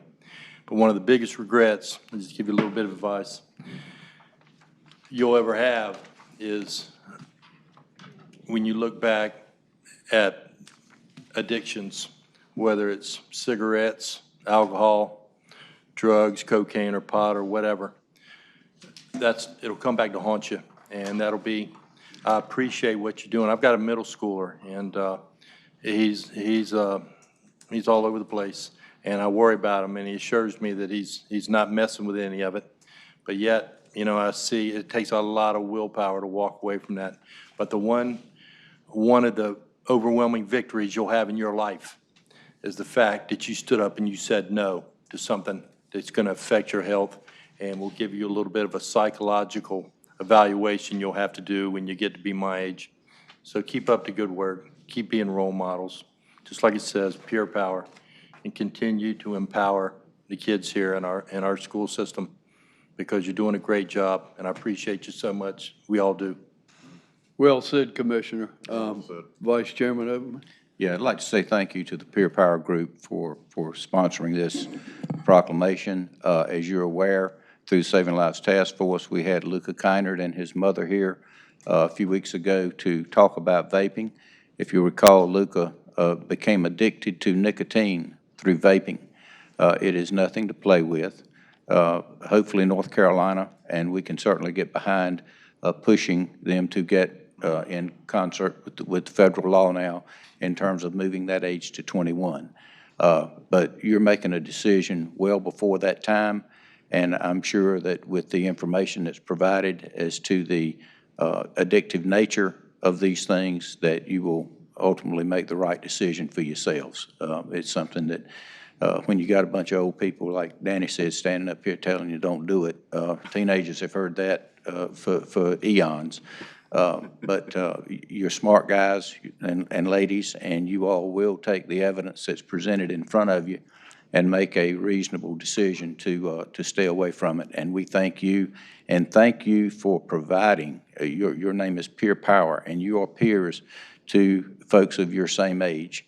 And please pass the word to them every opportunity you get. And thank you again for the work you do. Here, here. Yeah, well said, Vice Chairman.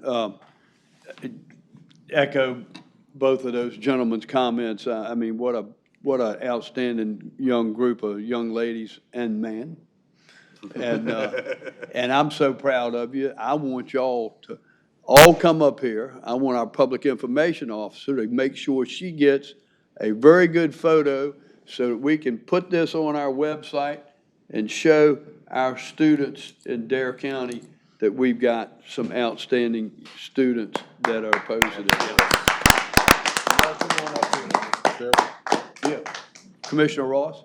I have a comment and a question that I think I know the answer to. About a month ago, we had quite a lively debate on some things here regarding resolutions, and I brought up a topic that's been disturbing for me, and I'm basically looking for a confirmation that given all that you've said that Pure Power stands for, that this organization would oppose a liberalizing or legalizing and basically broadening the distribution and use of marijuana. In some states, it has become almost a foregone conclusion, and it frightens me. I heard Commissioner Couch reference intoxicants or addictions of any kind can be really, really bad. So I guess I'm just looking for a yes, we would not be in support of such a thing here in either Dare County or North Carolina. So yes, we would not be in support. And just to add on that a little bit, especially when we look at the developing adolescent brain, you know, the use of substances can really halt some of that development and can wreak havoc. So I think it's really important to remember that any substance put into the youth's body can definitely affect health. Yeah. Thank you for that, Rebecca. Yes. I'm sure it was unnecessary, but I appreciate your confirmation. Thank you. All right, before we take the photo, we're going to vote on this. There's a motion on the floor by the Vice Chair and Commissioner House is a second for this proclamation. Those in favor of this proclamation signify by saying aye. Aye. Opposed, like sign. Motion carries unanimous. What we're going to do, ladies, gentlemen, we're going to turn around, and we want to see every one of your faces. So all the short ones in the front, all the tall ones in the back. So turn around.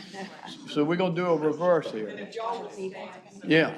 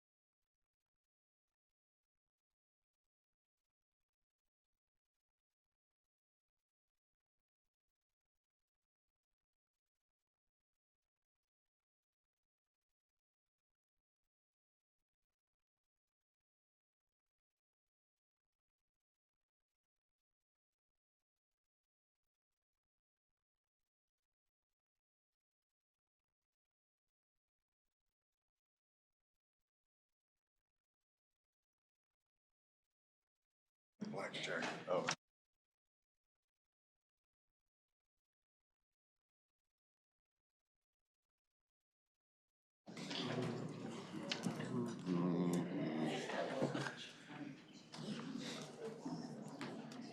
Chairman, that brings us to item 10 on the agenda. All right, thank you, County Manager. I have a proclamation for the board's consideration. It's in reference to NC 811 Safe Digging Month. I can dig it. I can tell you right now, this is something that I run across in my private profession all the time concerning claims. So I can tell you right now, it's vital. As NCDOT, you know, it celebrates 42nd year of service to citizens in North Carolina. The one call system, also known as the NC 811, is a vital part of preventing damages and injuries when businesses are excavating. This notification was started in 1978, and in 2019, the service reached an all-time high of 2.2 million locate requests for excavators and homeowners, and I'm sure it could be much more than that. North Carolina law requires that anyone engaging in demolition or excavation activities that they contact NC 811 at least 3 days prior to beginning any type of work of excavation. And I have a proclamation that I would like for the board's consideration as April 2020 is North Carolina 811 Safe Digging Month. And I'd like to ask the Dare County Manager to present that proclamation. This is a proclamation establishing April 2020 as North Carolina 811 Safe Digging Month. Whereas Dare County designates the month of April 2020 as North Carolina 811 Safe Digging Month. And whereas as utility owners, excavators, designers, and homeowners, work to keep pace with North Carolina's economic development, it is important to minimize damages to underground utility lines, danger to workers and the public and the general public, environmental impact, and the loss of utility services to the citizens of North Carolina. And whereas North Carolina 811, a utility service notification center and leader in education, celebrates its 42nd year of continuous service to the state, is key to preventing injuries and damages when excavating. And whereas this unique service provides easy one-call notification about construction and excavation projects that may endanger workers and jeopardize utility lines while promoting workplace and public safety, reducing underground utility damage, minimizing utility service interruptions, and protecting the environment. And whereas this vital service, which began in 1978, serves the citizens of North Carolina from the mountains to the coast, educates stakeholders about the need for excavation safety, whether the project is as small as planting a tree to designing and beginning construction on a new interstate. And whereas in 2019, the North Carolina One Call system received 2.2 million notification requests and transmitted over 12.2 million requests, providing protection to utility companies, infrastructure, their employees, excavators, and customers. Now therefore be it resolved that Dare County has designated the month of April 2020 as North Carolina 811 Safe Digging Month to encourage all excavators and homeowners of Dare County to contact 811 either by dialing 811 or contacting NC 811 via the webpage of nc811.org at least 3 working days prior to digging in order to know what's below, avoid injury, protect the environment, prevent millions of dollars in damages, and to remind excavators that 3 working days notice is the law for safe digging is no accident, and that more information may be obtained by visiting www.nc811.org. This is the second day of March 2020. Move to approve. Motion on the floor by Commissioner House to approve the proclamation as presented. Is there a second? Seconded by Commissioner Tobin. Any further discussion? Madam Chairman. Yes, sir. Okay, I'd like to just say, as somebody who's dug a lot of holes in the landscape, some of them I couldn't get out of, but in the landscaping business, everybody thinks about just getting on a backhoe and digging a trench to put stuff in, but in landscaping, you actually run across lines all the time, and very few landscapers call 811. And I just wanted to make a note of that. It's not a bad practice to call 811 before doing a job and having the yards marked. Yeah. Thank you, Commissioner. Yep, along the lines of what Jim said, I mean, just this past Thursday, we had 4 hours. I'm confident that this was a situation where 811 probably would have prevented a 4-hour loss of everything. Oh, wow. With the down and outers, cell phones, internet. I mean, you know, you got companies sending people home because they can't run credit cards. And a lot of this can be avoided. I mean, it's there. Take advantage of it. There's 56 miles of highway down there, and anytime something happens to on the north end of it, you're done. Yeah. So very appropriate. Yeah, in my private business, I do a lot of digging from time to time, and I can tell you, I've called the service. It is absolutely easy to take care of it. The only thing is, like I said, you have to plan out 3 days in advance, but that's usually not a problem. But it is very easy to do, and I can tell you, there's been several times where I've used it where I thought I was going to be digging something in this area and found out that there was an electrical line or something down there. And if I hadn't have called them, then I would have probably electrocuted myself or one of my employees or something like that. So definitely, it's well worth it. It's easy to do. It's not a hassle. Please do. Please call. In addition to that, it's free service. Yeah, totally free. Free service. So anyhow, well, thank you all. Those in favor then of the proclamation signify by saying aye. Aye. Opposed, like sign. Motion carries unanimous. Mr. Chairman, item 11 is in your packet is a copy of a letter that I've been requested to send to Secretary Chow at the U.S. Department of Transportation. This letter is a letter of support for the future I-87 Resiliency, Innovation, Safety, and Economy project. It's a long letter. I won't read the whole letter, but I would like to hit a couple of the highlights on it. This is a project that is a step toward realizing North Carolina's vision to build out and harden a network of freight distribution and military corridors in eastern North Carolina. It provides infrastructure in eastern North Carolina that you currently have in the Piedmont and the rest of the state, but it would provide that for here. It traverses rural eastern North Carolina, connecting Raleigh and with at its southern terminus with the Hampton Roads Norfolk region in Virginia at its northern terminus. It will serve as an interstate connection between the Port of Virginia and I-95, and it's critical to connecting northeastern North Carolina industries and farms to their best export option through the Port of Virginia. It capitalizes on about 270 million investments in the Carolina Connector Intermodal Rail Terminal, and it removes barriers for transportation along the I-95 corridor, and it's projected to reduce shipping costs in that area by 40%. Part of the improvements will be to improve the road interstate standards from Zebulon to Williamston and make upgrades to several interchanges and widen the road to 6 lanes in and around the Zebulon area. As a part of the US 64 extension out to the coast are as an important evacuation route.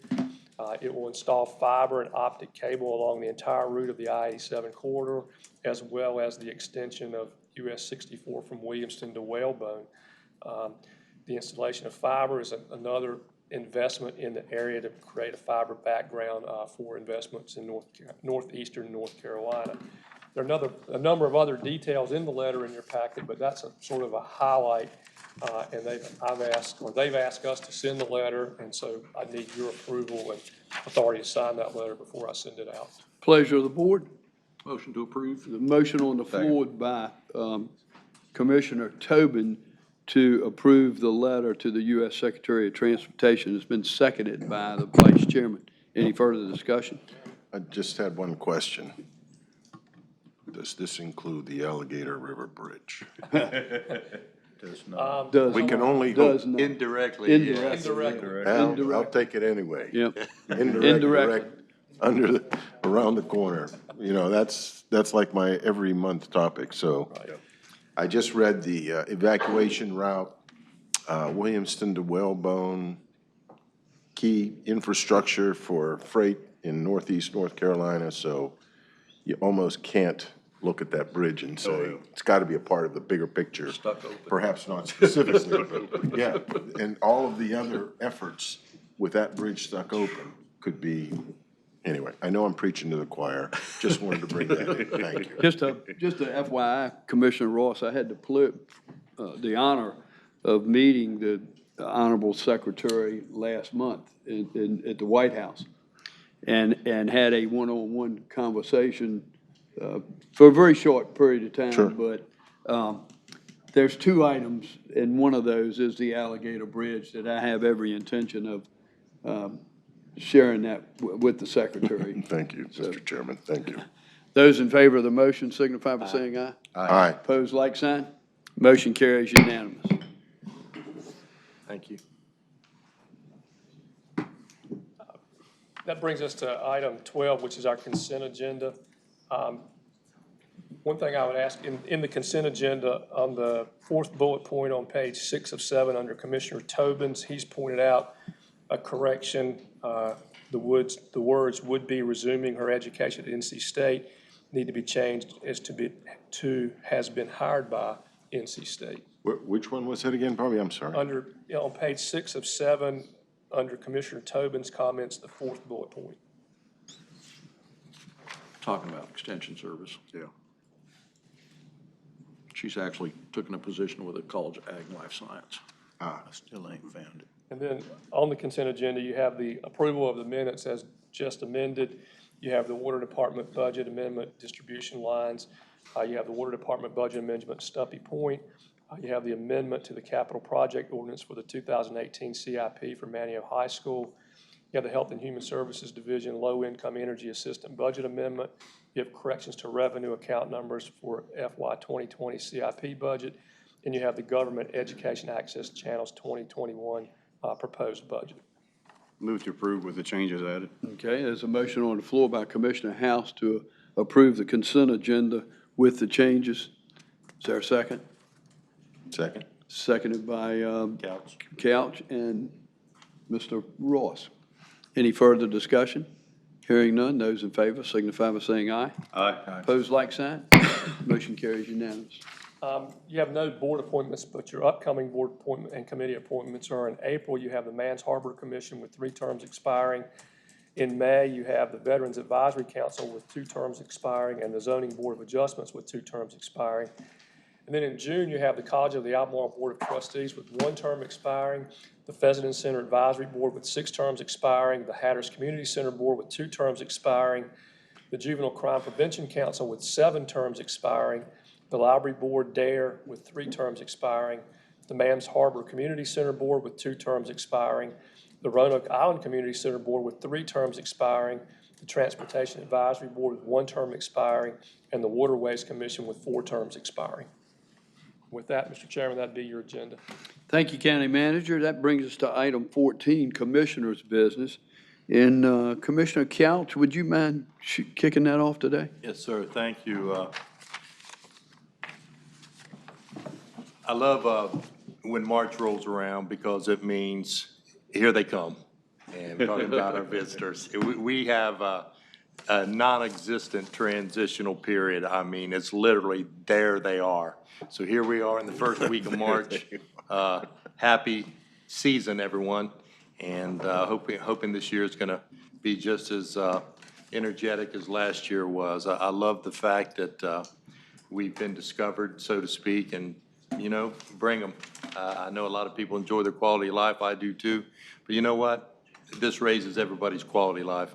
I'm just so appreciative that Dare County and the Outer Banks are where it is with and our awareness here. It's starting to get more national traction. It's starting to get international traction. Our Outer Banks Visitors Bureau is going to be doing a couple of FAMs coming up with one of our bigger markets, which is the Pennsylvania and Ohio market. And this is not just group travel. These are regular travel agents. And the reason this FAM is coming along, a FAM stands for familiarization tours, because regular folks like ourselves want to come here.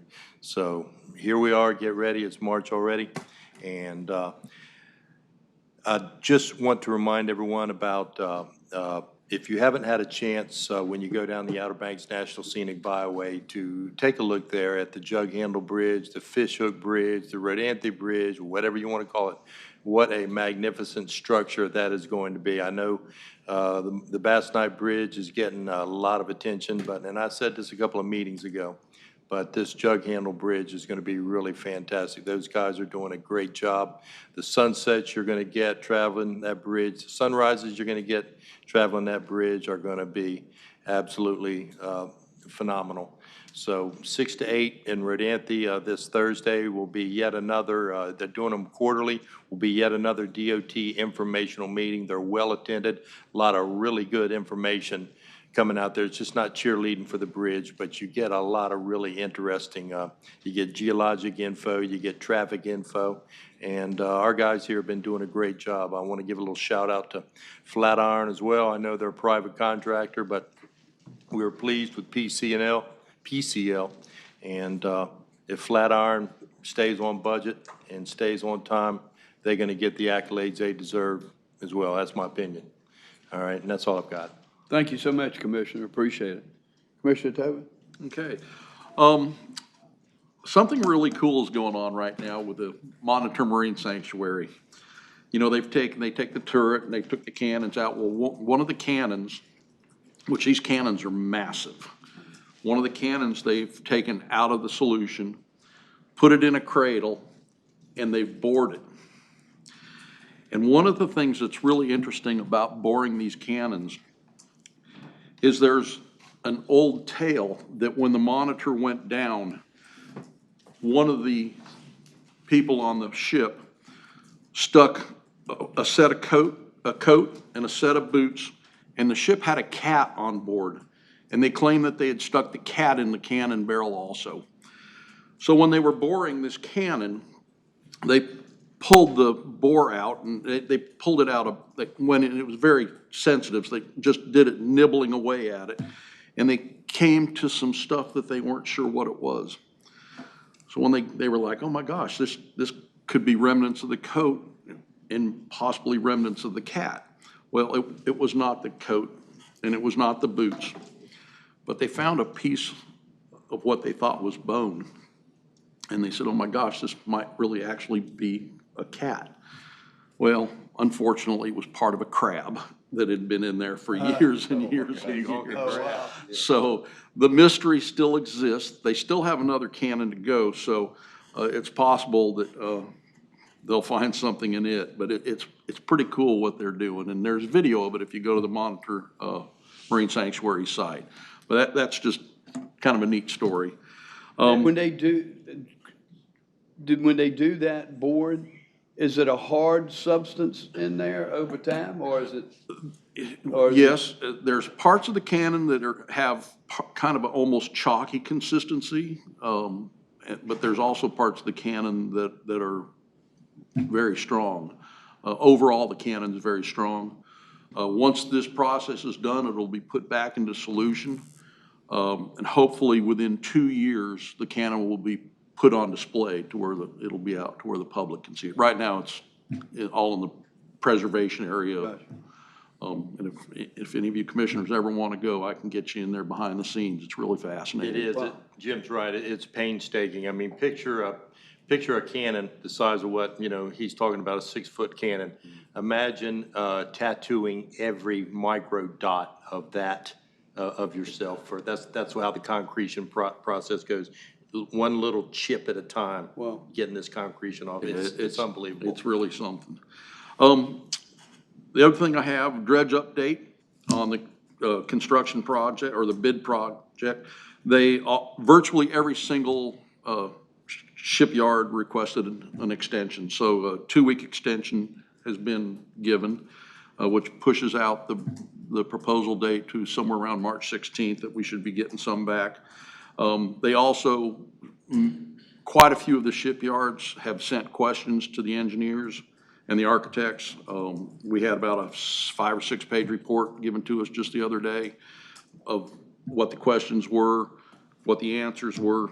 Nothing real catastrophic just real reasonable stuff. So it's moving along real well. Should have some concrete bids back in here by the end of March, I'd say. The dredging update of dredging down at the inlet, the Merritt's here, still working. They should be here until the middle of this month, and then the Currituck should be here sometime around the end of the month. And it's looking like we might be able to get the Currituck for a couple of months this summer, nonstop. So that's pretty encouraging. Right now, the Merritt's here, so it's the side caster. On other news, I won't be at the next meeting. As you all know, I leave for vacation today, and I'll be back on the 22nd. So make us proud. Absolutely. Must be nice. Yeah. It's gonna be. Sure. Thank you so much. Thank you so much, Commissioner. That's encouraging to hear that the Currituck will be back. Yeah. So, thank you. Commissioner Ross? Thank you, Mr. Chairman. I wanted to speak to a couple of items related to dementia cases, Alzheimer's illness, and some recent or upcoming activities. Number one, I received a notice of activity from Trey Lewis, who was a legislative aide to Senator Tillis, about 4 to 6 weeks ago. And in it, they highlighted something referred to as the BOLD Act, or the Build Our Largest Dementia Infrastructure, BOLD, to improve care, among other things, related to the advancing illness of dementia and related Alzheimer's. And I have been following up with Trey regularly. Unfortunately, there has been a delay in getting these things through staff and committee, given some of the other preoccupations with the House of Representatives and the Senate over the last 6 to 8 weeks. Imagine that. Yeah, so this has been delayed, but he and I speak regularly, and although I am cautiously optimistic, I won't say hopeful yet, getting access to these grant funds is difficult, as everyone would be aware from the federal government, but I am pursuing it with him. I have been in touch with other members of the senator's staff, and hopefully we can get some of this money here to Dare County, because it leads to my next point, which is there is an OBX Dementia Task Force annual conference at St. Andrews by the Sea on March 17th. It is a continuing education credit conference. It's educational from 8 to 4, and I plan to at least be there for part of that day. And lastly, on March the 26th, our local folks, the Gentle Expert Memory Care, the GEM folks, they are just phenomenal. They operate on a shoestring budget and just do amazing work. And their annual meeting, sort of an annual welcome open house meeting on March the 26th at their office in Southern Shores at 2 p.m. I'll also be there. My friends Gail and Angelo Sinesso just do amazing work for very little, and I try to support them whenever I can. Moving on, March 12th, the Chamber of Commerce will have its Economic Summit at Duck Woods at 8 a.m. And I've recently attended the second event site. You heard all about the Custom and Rod Show at the Outer Banks Soundside, what would that be, Plaza or Soundside Event Site? And the task force that I sit on is assigned, and unfortunately Lee is no longer in the room, I was going to ask him, is assigned the task of defining a strategic plan or a direction for that site going forward, given the acquisition of the additional properties. We continue to run into two significant issues, one related to parking and one related to wastewater management. I will simply let you all know that both of those issues are being addressed, would maybe be too strong a term, but we are investigating ways to circumvent or address the local ordinances requirements for a certain amount of parking while still maintaining the character of the openness of that site, while also in conjunction with potential future structures of the event site, the hotel, etc. It's a bit complex right now. As I get more information and can simplify it, I will bring back updates, but let it be that we are a work in process right now. We attended a very nice ceremony on the 25th, welcoming Dr. Bagwell as the head of college at the Albemarle at MECOS, and that was a big standing room only crowd. And we're very, very pleased to have him join us and hopefully partner as we can support him and the team at COA in bringing them to a whole new chapter in their advancement and growth in the county and in the region. Vice Chairman Overman and I attended a conference call update on something that's, well, it opened my eyes quite a lot regarding involuntary commitment. In other words, those that might demonstrate behavior that is either indicative of harming themselves or harming others, they can be placed for involuntary commitment for observation and or treatment. And it is a tangled nightmare, I will tell you, because right now everything goes into the emergency room. And if you speak to the emergency department nurses or their director, they are ill-equipped for the myriad of responsibilities and tasks associated with it. And what we found was in our own OBX hospital, there are more than 30 per month occurring, 30 a month. And the locations in the state for which psychiatric care is a defined offering, they are few. And our staff tends to sit on the phone for hours trying to locate a facility in, you pick it, Greensboro, Winston-Salem, Raleigh, Charlotte, I don't know. And the transportation for that individual to that Greensboro, Winston-Salem, Charlotte facility is our local sheriff. And they are putting, Wally, would I be overstating it to say 100,000 miles a year doing this? It's a lot. It's a lot. It's a lot. So I bring it up only as another thorny problem that has not gotten a good resolution. And a lot of folks are looking at it, and we're planning September, Wally, that there will be a major event here, sort of a training symposium workshop on dealing with the legislative mandate associated with those folks that are involuntarily committed and what we need to do. But it was an eye-opener for me. I was frankly very unaware of what was going on there. Just to bring up briefly, and I don't know, I'd look to Dorothy on this one too. We have a parade coming up in a bit, don't we? We do. We have a St. Patrick's Day parade, we have a float, Not this weekend, but next. we have an activity in 2 weeks, so we're all very Irish. excited. Yes. Yep, we all are. I plan to show up and just call out the name Colleen and see how many young ladies turn, yes, that'd be me, I'm Irish today. And lastly, March the 18th, I plan to spend a day, half a day with Superintendent Halleck in the National Park Service. He and I have gotten in the habit of doing this once a year or so, where we'll basically go up and down from Whalebone to Hatteras Village and back, and just sort of get a familiarity with how we're doing on the National Seashore and the southern Outer Banks. So, thank you, Mr. Chairman. That's all my remarks. Thank you, Commissioner Ross. Commissioner House? Oh, please, one last comment. Saner heads are prevailing. The market at this point is up 400 points. God, I hope so. Yeah, really. So far. Thank you, Mr. Chairman. Yesterday, we had the chili cook-off at the Stripers here in Manio, which all the money benefited the Shriners Club. Great cause, great chili, and a ton of people.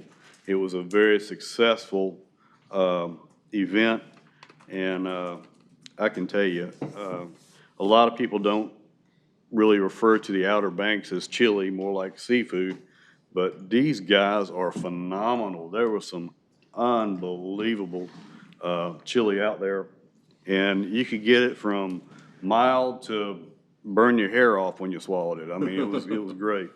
Also, this past week, I went to the North Carolina Marine Fisheries Commission meeting in New Bern, and several things were brought up, and some things changed, some things didn't.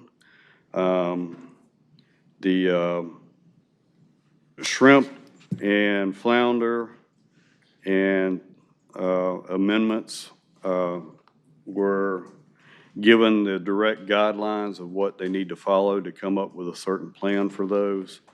The final adoption of the Blue Crab Amendment 3 was voted on and passed with some changes.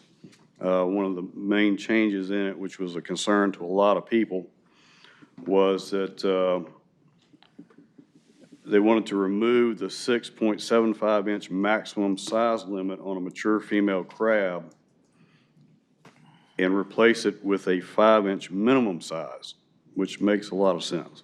Why would you say if your crab is too big to keep, it's a whole lot easier to have your crab too small to keep?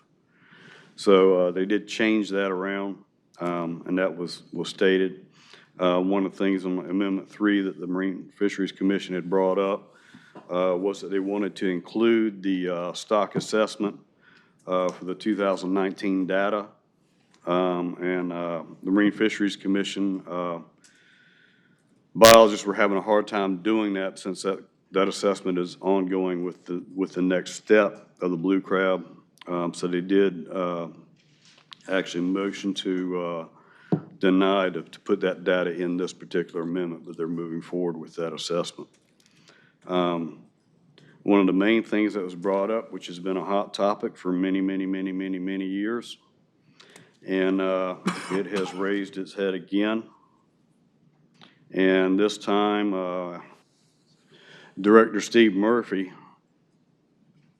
actually brought it up and advised everybody that this issue is probably the one issue that his office gets the most calls on and calls about, and has actually gotten a call from the governor's office to look into it and do something with it. And so they're looking at a rulemaking process for small mesh gill nets. Now, Director Murphy did instruct the Marine Fisheries Commission, after several of the public comments that were asking him to remove the nets from the waters. Director Murphy did let the commission know that the North Carolina Marine Fisheries Commission does not have that authority to remove the gill nets from our waters. That would have to come from our legislators in Raleigh. But they are looking at rulemaking processes for maybe a different mesh size or a different length, how long you can keep in the water. The whole process is being revamped, and will take a while to get that all sorted out. I will definitely be in contact and keep a close eye on the gill net situation, because that is one of our mainstays in commercial fishing. I just want to bring this. This was a very interesting point, and one of the guys on the Marine Fisheries Commission brought this up when they were talking about fish mortality rates. In the commercial fishing industry, they were saying approximately 25,000 pounds of fish were bycatch, dead discard from the commercial industry.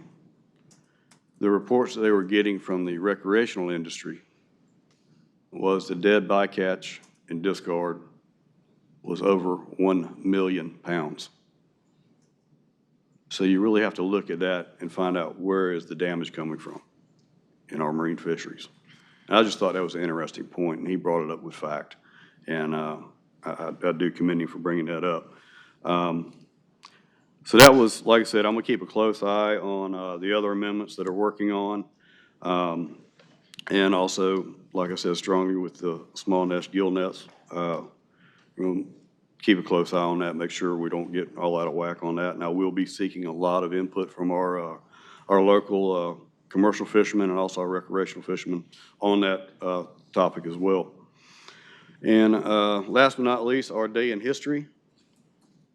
And in 1962, on this day, President John F. Kennedy announced to the world that the United States would be continuing above-ground nuclear testing. And this was in the same context of when they found the Russian nuclear missiles heading to Cuba. So it was a show of force, and probably in the closest part of the Cold War to where we actually started another war. And that was a very brave remark to make, a very brave action to make. And looking at the course of history, that was probably one of the mainstays that showed our force in the world and probably avoided another world war. Thank you, Mr. Chairman. Thank you, Commissioner. Vice Chairman Overman. Thank you, Mr. Chairman. As board representative, I attended the February 19th RPO meeting in Hertford, and at that time I presented the Dare County resolution on Alligator River Bridge replacement. Other counties and municipalities in the RPO have now passed similar or identical resolutions to this effect. Yes. Those resolutions have been forwarded to our state delegations and NCDOT so that they can get it on action plans, or at least have it on their radar. This is something that we're going to continue to keep harping on, not only to our state reps, but also our federal representatives as well, for any help that the feds can do. Obviously, there will be federal money involved in that process. And one of the meetings that we attended at the NACO conference, I attended one on transportation, and in a discussion with a gentleman from Louisiana who face similar issues that we do with bridges, and I asked him about how they get funding. He kind of made an interesting comment that, you know, from on the federal side, there's little pockets of money everywhere. You just have to know where to look. That was kind of an interesting statement, and we're going to have to start bird dogging the where to look, and got some ideas about that I'll run down. We're going to find some pockets. We need to find some pockets. On February 20th, as has been stated, Chairman Woodard, Commissioner Ross, Couch, and I attended the Outer Banks Community Foundation annual meeting. as was mentioned, to a standing room only crowd.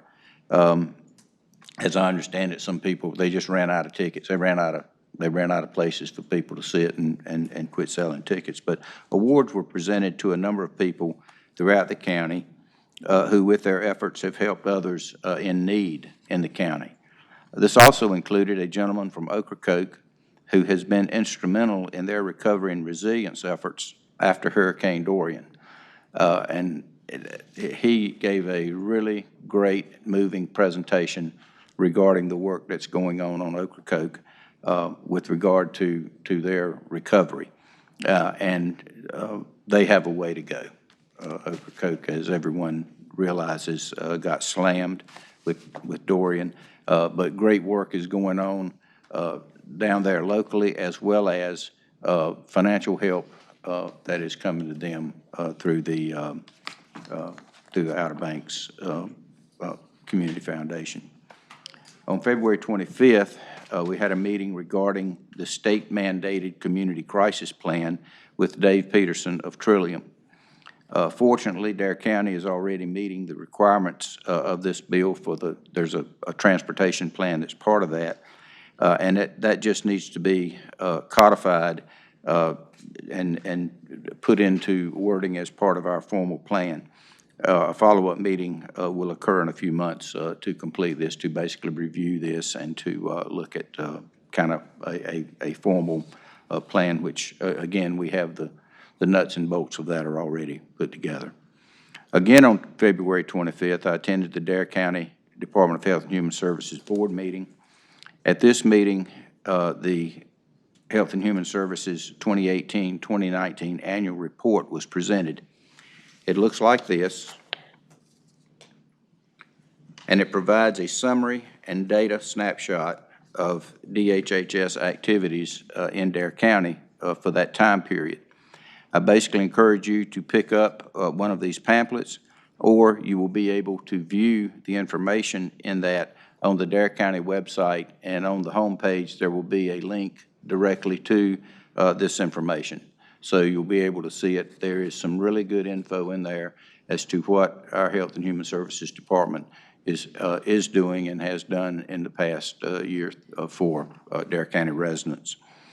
As Chairman mentioned, we attended the NACO conference and went to multiple presentations there. One of the things that I attended that was very interesting was how to use our GIS operation to its fullest, and there are just a number of things you can do with GIS. I'll be talking more with County Manager about that, and those things that are appropriate for use in Dare County, we will consider adding that to the list. And that's all I have. Thank you. Thank you, Vice Chairman. Appreciate it.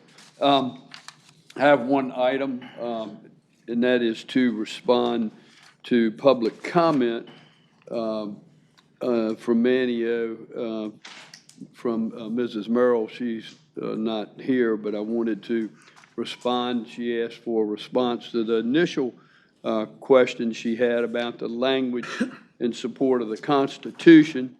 I will reiterate that this board passed on February the 4th, 2020, language that I feel that is very, very clear, that states, whereas the Constitution of the United States of America is the foundation upon which our nation was created, and whereas all amendments therein exist co-equally in importance and stature as originally written by the founders, that now therefore be it resolved that the Dare County Board of Commissioners opposes any and all attempts to infringe upon these rights and freedoms.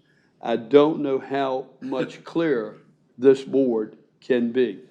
So I'm responding to that question about revising the language to that to clarify that we support the Constitution of the United States. I don't know if we can get any more clear with that resolution. And the second part of that was a resolution for the Third Amendment was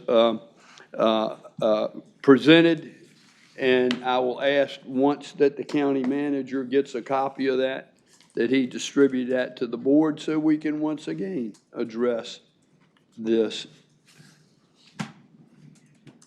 request.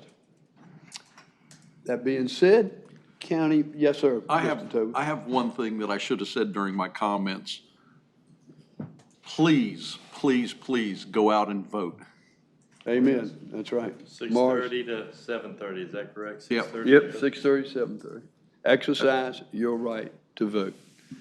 County manager? Just one thing real briefly to give you an update. I'm going to be going to Raleigh on Wednesday with the president of COA and our architects. It's our goal to come out of that meeting and finalize the programming for our project. We're at a point where the architect needs to get some decisions made. We hope to make those decisions, and then she can get her final designs done. You're looking at me funny. That's based on some input we got from COA after the last meeting about. No, I'm just wondering what's going on in Raleigh. I'm not surprised. That's where the architect's office is. That's where her office is. In order to do it quickly, we're going to go there instead of Where her coming here, office. Got because it. it would take longer to schedule the meeting. So Gotcha. anyway, we hope that'll get that process moving again and keep us on our deadline for our August start. So, Thank you, County Manager. Very good. Public Information Officer, Mrs. Hester, how are you today? Doing well, thanks. You got anything other than a updated picture of the cake?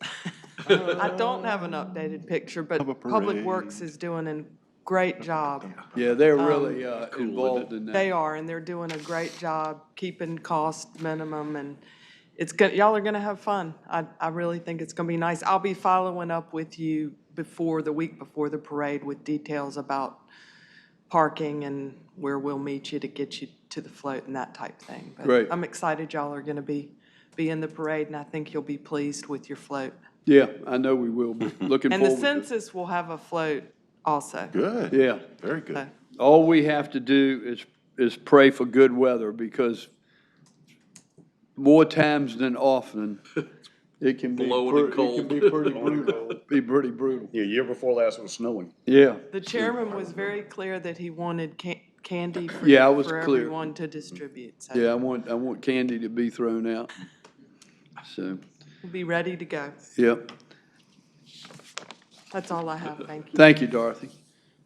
Our Finance Director, Mr. Dave, you got anything else for us today? Your 30-year update would be great. Yes, sir. Commissioner Ross mentioned the markets. I'm going to give you two examples. And the second one's something that's going on. On the income side, last week I bought a 6-month T-bill at 145. Today right now it's at 104. Ooh. But 2 years ago, for example, in your general fund, we earned about $900,000 in interest. In this year's budget, thanks to what you guys let us do based on our recommendations, we didn't chase that number. It's like 350, I think. So we'll make that this year. Probably won't have to lower it much next year as long as things are stable. The other side of it is with the capital projects financing. About 6 weeks ago, I told you there's a possibility for a refinancing of about $28 million of bonds. It was just above the guidelines that our financial advisor gives us. That's improved a whole lot, and I've gone ahead and asked the state treasurer. They still have this arcane method of scheduling sale dates for public sales. You can only do it on Wednesdays and Thursdays, so that doesn't leave a lot of dates. They're all full for April. We've gone ahead and asked for a May sale date. There'll be some recovery, but we'll probably be in good enough shape to go ahead and move forward with it. Are you obligated when you ask for a sale date? No. That you have? Okay. You can delay it Okay. the day of the sale. Gotcha. So that's it. We're A moving lot forward of money with that. chasing a lot of safe U.S. bonds. That's what's driving down rates. Yep. All right. Thank you, Dave. With that being said, unless anyone else has anything else, I need a motion to adjourn until 5 p.m. on March the 16th. So moved. Motion by Commissioner House. It's been seconded by Second. Commissioner Ross. Any further discussion? Hearing none. Those in favor signify by saying aye. Aye. Opposed, like sign. Motion carries.